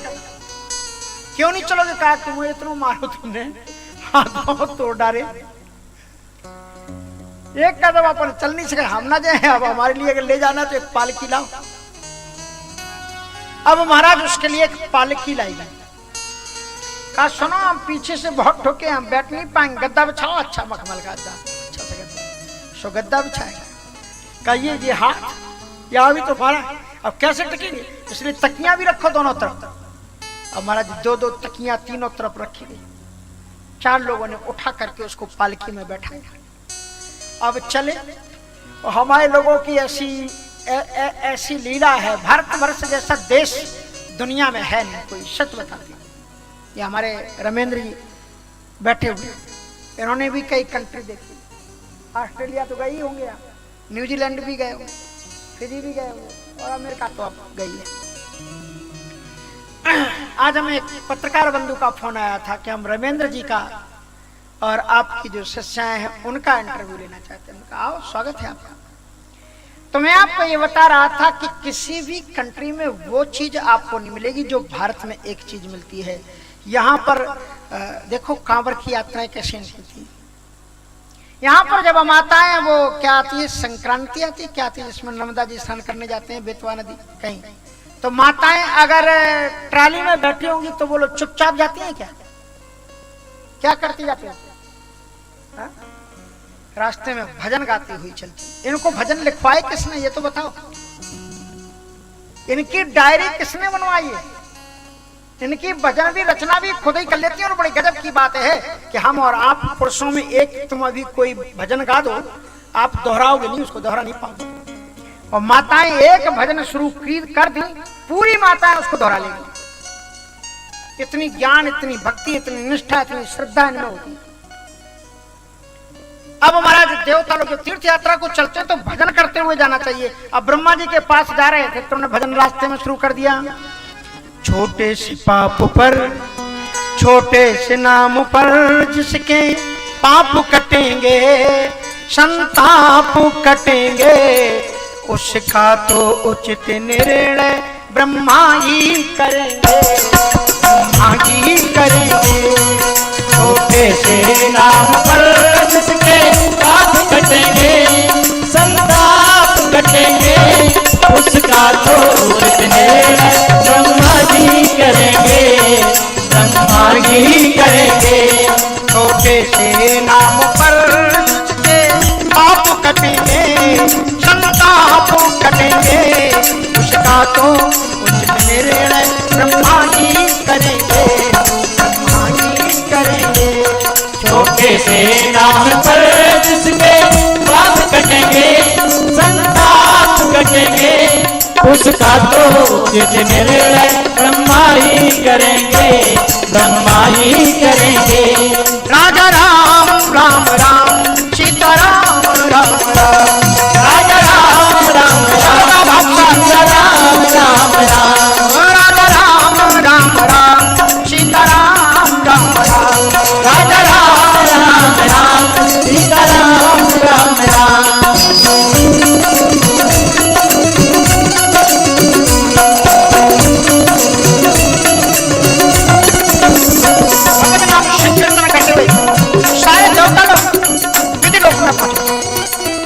ब्रह्मा जी ने देखा कि बड़े गाजे बाजे के साथ में गाते बजाते ये देवता लोग किसी को पालकी पर बैठा कर खिला रहे हैं। ब्रह्मा जी गुस्सा हो गए देवताओं में। तो धर्मराज जी ने पूछा, महाराज आप गुस्सा काहे को? तो आप इतने बड़े महापुरुष को ले आए पालकी पे बैठा कर, अरे हमें पहले बता देते तो हम पहले ही पूजा थाल सजा करके दरवाजे पर खड़े होकर के इनका वेलकम स्वागत तिलक लगाते, माला पहनाते। महाराज ये कोई महात्मा नहीं, बड़ा पापी, परेशान कर डाला है, नाक में दम कर दी इसने। एक बार भी इसने कोई शुभ नाम की कोई इसने चीज नहीं की, केवल धोखे से इसने राम नाम लिया है। महात्मा ने कहा क्या नहीं बोलेगा? बोले राम नहीं बोलेगा। तो महाराज हम आपके शरण आए हैं कि आप हमें ये बता दो कि कह रहा है कि मैंने पुण्य का फल पहले लोग और पुण्य कोई क्या नहीं किया, तो आप हमें बताओ कि उसका फल क्या होगा जिसको देकर के इससे छुट्टी पाई जाए।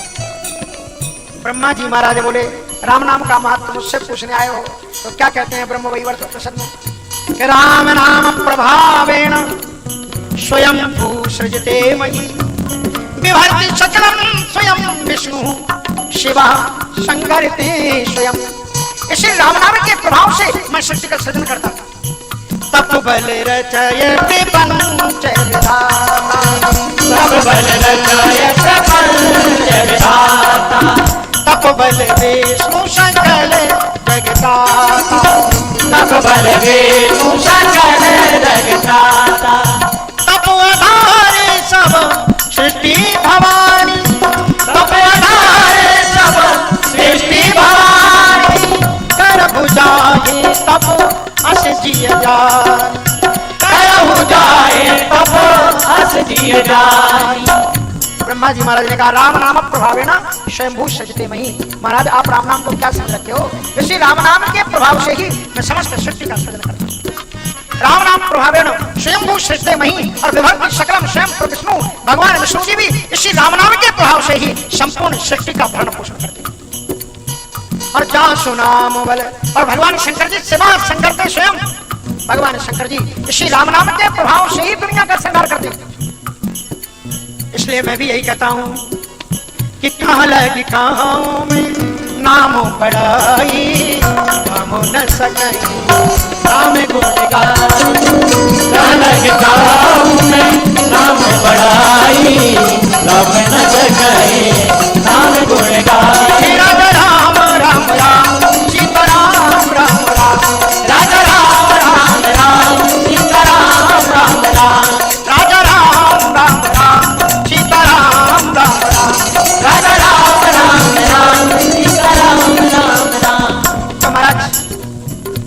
जी कह दिया कि हम इसकी महिमा का वर्णन नहीं कर सकते, राम नाम प्रभाव है स्वयं बोल सकते। तो बोले फिर कौन बताएगा इस राम नाम का महत्व? कहा चलो अब तो भगवान शंकर जी के पास चलते हैं, वो भी दिन रात राम राम ही रखते हैं, वो जरूर बता देंगे। अब फिर पालकी उठाई गई और पालकी को उठा करके लोग कैलाश पर पहुंचे। छोटे से नाम पर जिसके पाप कटेंगे उनका तो उचित निर्णय भोले बात करेंगे, विश्वनाथ करेंगे। छोटे से नाम पर जिसके पाप कटेंगे, संताप कटेंगे, उसका तो उचित निर्णय भोलेनाथ करेंगे, विश्वनाथ करेंगे। राजा राम राम राम, सीता राम राम राम, राजा राम राम राम, सीता राम राम राम, राजा राम राम राम, सीता राम राम राम, राजा राम राम राम, सीता राम राम राम। हमारा जो बड़ा सुंदर कीर्तन चल रहा है और कीर्तन करते हुए लोग कैलाश में पहुंच गए। और कैलाश को तो पहुंचते से ही जहाँ से ठंडी लगती है पता लग गए कि महाराज हम हिमालय में आ गए। अब वो सोच रहा है देखे कहाँ जा रहे हैं, चारों तरफ नजारा देखता जा रहा है। और उसके बाद में जब हिमालय में पहुंचा, सामने गिर शिखर पर बैठे हुए आज तो ऑर्डर धनी बाबा विश्वनाथ का उसने दर्शन किया, आंख जोड़ ली और क्या कह रहा है, बोले कर्पूर गौरम करुणावतारम संसार सारम भुजगेन्द्रहारम सदा वसंतम हृदयाल विंध्ये भवम भवानी सहितम नमामि। अद्भुत दिव्य दर्शन। पर पालकी से नीचे नहीं उतरा। भगवान शंकर जी नाराज हो गए, देवताओं से मुंह फेर करके बैठ गए। ब्रह्मा जी ने कहा महाराज काहे को न गुस्सा हो रहे, क्या होगा हमसे, ऐसी कौन सी गलती कर दी हमने? कहा कि महाराज जी तुम शादी करा के ले आए बैठा के सीधे, और हमें निमंत्रण भी नहीं दिया, इनविटेशन में सीधे दूल्हे को ले आए आप। बोले महाराज जी दूल्हा नहीं, परेशान कर रखा है, बड़ा पाप। जीवन भर इसने पाप किया, पर एक बार इसने धोखे से कहा है राम नाम। शब्द ने कहा क्या नहीं बोलेगा, बोले राम नहीं बोले। तो आपसे बड़ा राम नाम का मर्मज्ञ कौन है? तुम पुनि राम राम दिन राति और सागर जपहु अनंग अराती। आपसे बड़ा, इसलिए भोलेनाथ आप केवल इतना बता दो कि धोखे से जिसने राम नाम लिया है इसके क्या फल है, एक बार राम नाम वो फल इसको देकर के फिर इससे हिसाब किताब करना है। शंकर जी ने आंखें बंद कर ली, रोने लगे, आंसू की धारा बहने लगी। बोले आपने कितना बड़ा प्रश्न हमसे कर दिया, राम नाम का महत्व क्या? अरे आप तो राम नाम की बात करते हो, हम तो राम नाम का जो पहला अक्षर है ना रकार, उसी का महत्व नहीं जानते। इसलिए शिव अपनी उपनिषद में भगवान विश्वनाथ जी कहते हैं कि रकारात् जायते शंभु, राम नाम के केवल रकार से शंकर पैदा होता है।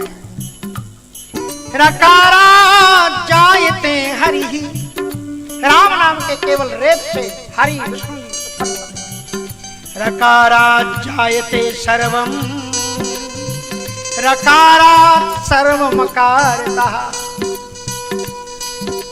रकार से ही समस्त प्राणी कादय मावसाना स्पर्शा, ये समस्त प्राणी। रकारात् सर्वमकारतः, मकार माने जितने भी प्राणी हैं, बद्ध हैं, ये सब रकार से पैदा होते हैं। ब्रह्मा विष्णु महेश रकार से पैदा होते हैं। तो मैं आपको कैसे बता सकता हूँ? रकारात् जायते शंभु, रकारात् जायते हरि, रकारात् जायते सर्वम, रकारात् सर्वमकारता। तो बोले बाबा कहना क्या चाहते हो? बोले समझ में नहीं आया, मैं यही कहना चाहता हूँ। कहाँ लगे काँव में नाम बड़ाई, कहाँ लगे काहू में नाम बड़ाई, राम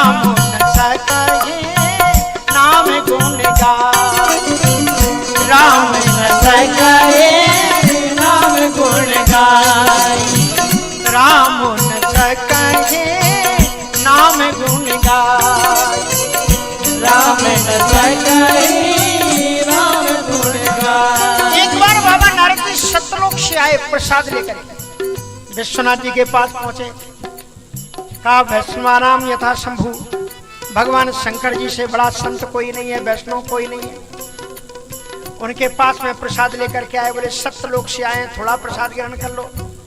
बाबा विश्वनाथ जी ने कहा नारद जी बड़ी कृपा, अच्छा कृपा, आप प्रसाद लेकर के आए, लेकिन प्रसाद को बिना सौभाग्यवती पत्नी को दिए हुए नहीं खाना चाहिए, इसलिए जरा मैं पार्वती जी को भी बुला लूं।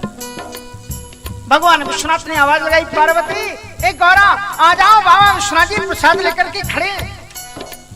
पार्वती जी ने कहा कि भोलेनाथ आप ले लो, मैं अभी आ रही, थोड़ी देर लगेगी। बोले क्या कर रही हो? कहा विष्णु सहस्त्र नाम का पाठ कर रही हूँ, अभी ये पाठ समाप्त हो जाएगा और मैं आ जाऊंगी। विष्णु सहस्त्र नाम का मतलब विष्णु जी के 1000 नाम, उनका मैं पाठ कर। शंकर जी ने क्या कहा आप में से कुछ लोग जरूर जानते होंगे। राक्षस स्तोत्र का अंतिम मंत्र उन्होंने कहा कि राम रामेति रामेति रमे रामे मनोरमे सहस्त्रनाम तत्तुल्यम राम नाम बराने। कहाँ लगे कहाँ में नाम बड़ाई, कहाँ लगे कहाँ में नाम बड़ाई। राम न सके नाम गुण गाई, राम न सके नाम गुण गाई। राम एकेता पसती थाई, राम एकता पसती थाई। नाम कोटि खल कुमति सुधाई, नाम कोटि खल कुमति सुधाई। नाम कोटि खल कुमति सुधाई। नाम कोटि खल कुमति सुधाई। तो कहाँ लगे कहाँ हो मैं नाम बड़ाई, कहाँ लगे कहाँ में नाम बड़ाई। राजा राम राम राम सीता राम राम राम, राजा राम राम राम सीता राम राम राम। बड़ा सुंदर नाम से कीर्तन करते हुए बोले तो आप कहाँ चले? कहा अब उन्हीं नारायण के पास चलते हैं जिनका ये नाम है, उन्हीं के पास। और उसके बाद सीधे वैकुंठ की यात्रा की गई और राम नाम का संकीर्तन करते हुए भगवान के पास चले जा रहे हैं। छोटे से नाम पर जिनका पाप कटेंगे, संताप कटेंगे, उनका तो उचित निर्णय भगवान करेंगे, भगवान करेंगे। छोटे से नाम पर जिसके पाप कटेंगे, संताप कटेंगे, उसका तो उचित निर्णय भगवान करेंगे, भगवान करेंगे। छोटे से नाम पर जिसके पाप कटेंगे, संताप कटेंगे, उनका तो निर्णय भगवान करेंगे, भगवान करेंगे। छोटे से पाप पर जिसके पाप कटेंगे, संताप कटेंगे, उसका तो उचित निर्णय भगवान करेंगे, भगवान करेंगे। और उसके बाद में तुम्हारा जो वैकुंठ गए, भगवान नारायण ने भी कह दिया कि राम न सके ही नाम गुण गाई, और नारायण भी उनके साथ परिक्रमा में चल लिए। जो राम नाम का उपासक होता है वो वैकुंठ लोक होते हुए जाता है, और रास्ते में भगवान लक्ष्मी नारायण उनकी आरती उतारते हैं, तब उनसे आगे साकेत लोक की यात्रा शुरू होती है। भगवान नारायण से भी समन होते हुए आगे चलते और सीधे उस दिव्य धाम में पहुंच गए। ना तद्भासयते सूर्यो ना शशांको न पावकः यद् गत्वा न निवर्तन्ते तद्धामं परमं मम। अब जो ही उसको दिव्य धाम साकेत में ले जाया गया, साकेत में पहुंचते ही जो वातावरण देखा, प्रवेश करते ही नारायण का रूप हो गया महाराज। तो लोग ऐसा है, वहां कोई ऐसा हो ही नहीं सकता। उसने दूर से ही रघुनंदन श्री राघवेंद्र सरकार मिथिलेश नंदिनी समेत जब दर्शन किया, समझ गया ये तो प्रभु के पास में आ गए। और वहीं से कहता है नीलांबुजश्यामलेको मलांगम सीता समारोपित वाम भागम पाणौ महा सायक चारु चापम नमामि रामम रघुवंशना। दौड़ पड़ा प्रभु के चरणारविंदों की ओर, और जो ही दौड़ा पीछे से ब्रह्मा विष्णु महेश दौड़े दौड़े आए। कहा मेरे प्रभु, मेरे सर्वस्व, मेरे नयनाभिराम लोकाभिराम ठहरो। बोले बात क्या है? कहा इसे आशीर्वाद मत दे देना, ये कोई पुण्यात्मा नहीं है, ये बड़ा पापी है। हम लोगों के महाराज कंधे दुख गए इसको ढोते ढोते, 3 महीने से ढो रहे। ब्रह्मा लोग ले गए, शंकर विष्णु, इसने कोई पुण्य किया ही नहीं। धोखे में इसने आपका नाम लिया है। संत ने कहा क्या नहीं बोलेगा? बोले राम नहीं बोलेगा। आप बताइए इसको क्या दंड दिया जाना चाहिए? इसके पुण्य बता दो तो उसका देने के बाद छुट्टी। राम जी मुस्कुराए। पहले तो विष्णु जी, शंकर जी, ब्रह्मा जी ये बताओ आप इसको लाए कहां? आपके धाम में लाए। तो बोले आप इस धाम की कुछ महिमा जानते हो कि नहीं जानते? क्या करोगे अगर हम बता दें? बोले फिर इसको दंड देंगे और उसके बाद में नरक में पेलेंगे, बहुत परेशान करेंगे। तो पहली तो गलती तुम ये कर बैठे कि इसे यहाँ ले आए, और यहाँ जो एक बार आ जाता है वो फिर वापस जाता ही नहीं है। यदि गत्वा न निवर्तन्ते तद्धामम परमम मम। जहां से आने के बाद में पुनरावर्तन नहीं होता, ये उच्च जगह पर है। जहां सुनाम बल शंकर काशी देत समय समगति अविनाशी। कैसा भी पापी राम नाम ले, इसलिए तुमने कहा चलो जो होगा सो होगा, वो तो ठीक है, लेकिन मेरे मालिक बता तो दो, कहीं दोबारा ऐसा केस आ जाए तो यहाँ तो नहीं ले आएगी। कहीं दोबारा ऐसा केस आ जाए तो क्या करेंगे? तो राम जी ने सजल नेत्रों से कहा मेरे नाम तो बहुत हैं, पर इस नाम के समान कोई नाम नहीं, क्योंकि नारद जी ने मुझसे वरदान मांगा है, राम सकल नामन ते अधिका हो नाथ अग खग गण वदिका। इसलिए मैं कहाँ तक बताऊं, इस नाम के महत्व को तो मैं भी नहीं बता सकता।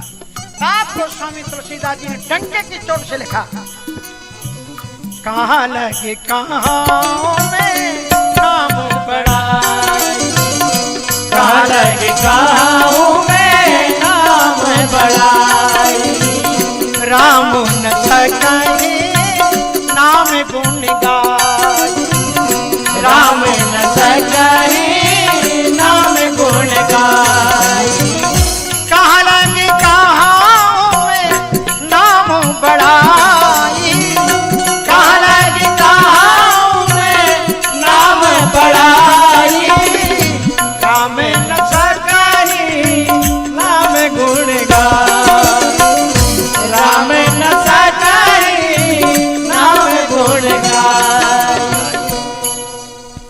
तो ये वो राम है, जही हरहि हरिता विधि विदिता शिवहि शिवता जही दई। जिसने विष्णु जी को विष्णु पद दिया, गोस्वामी तुलसीदास जी का पद है। जही हरहि हरिता और विधि विदिता, ब्रह्मा जी को विधिलोक किसने दिया? मेरे राम जी ने दिया।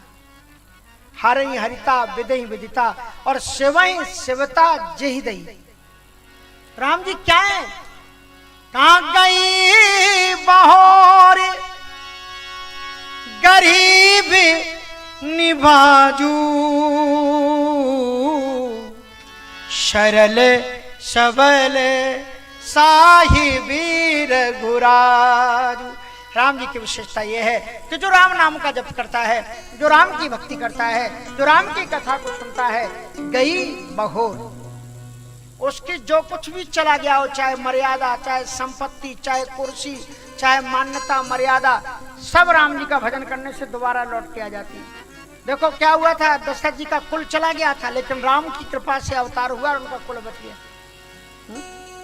विश्वामित्र जी का जब तप मख सब चला गया था, कुछ नहीं हो रहा था, राम जी गए सब आ गया। अहल्या की प्रतिष्ठा जित सब चली गई थी, राम जी गए तो आगे कि नहीं आगे। जनक जी की पूरी जो प्रतिज्ञा थी सब खत्म हो गई थी, राम जी आए तो वापस लौट गई थी, लौट गई। इसलिए जही गई बहो, राम जी के भजन करने से जो तुम्हारा चला गया है सब। सुग्रीव का राज्य चला गया था, लौटाया कि नहीं लौटाया।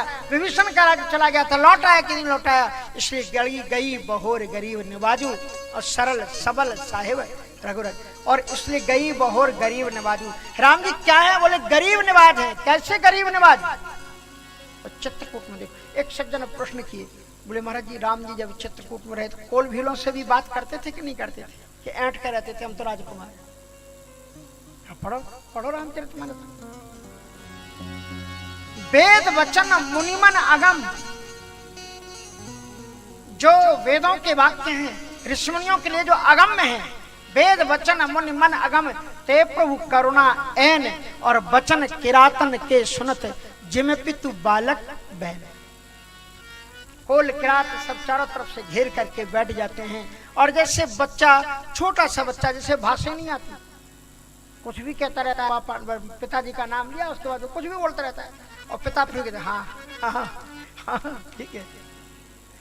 ऐसे ही राम जी उन लोगों के बीच में बैठ जाते हैं और उनकी बातों को सुनते। एक बार तो एक कोल बालक राम जी के पास में सुबह जागे के आ गया, सुबह जागे करके आया और राम जी की कुटिया को सीधे धर खटखटाया। उसको क्या मालूम कि ये तो राजा है, नहीं जाया जाता।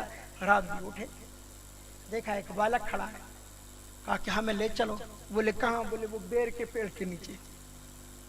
बोले क्या करना? बोले बेर खाने, हमारे पिताजी खिलाते हैं हमें। तो राम जी अब लेकर के गए और जानकी जी परेशान, ये सुबह कहाँ चले गए। और जाके देखी तो राम जी उसको लिए गोद में और पेड़ के बेर फल तोड़वा रहे। तब जानकी जी रो उठी, कहा वचन किरातन के सुनत जिम पितु बालक बहन। भगवान के पास जो आ जाए, भगवान की नन्ही सी उंगली पकड़ करके ले गया वो बालक। कहने का मतलब ये कि ऐसे भगवान जी जो है।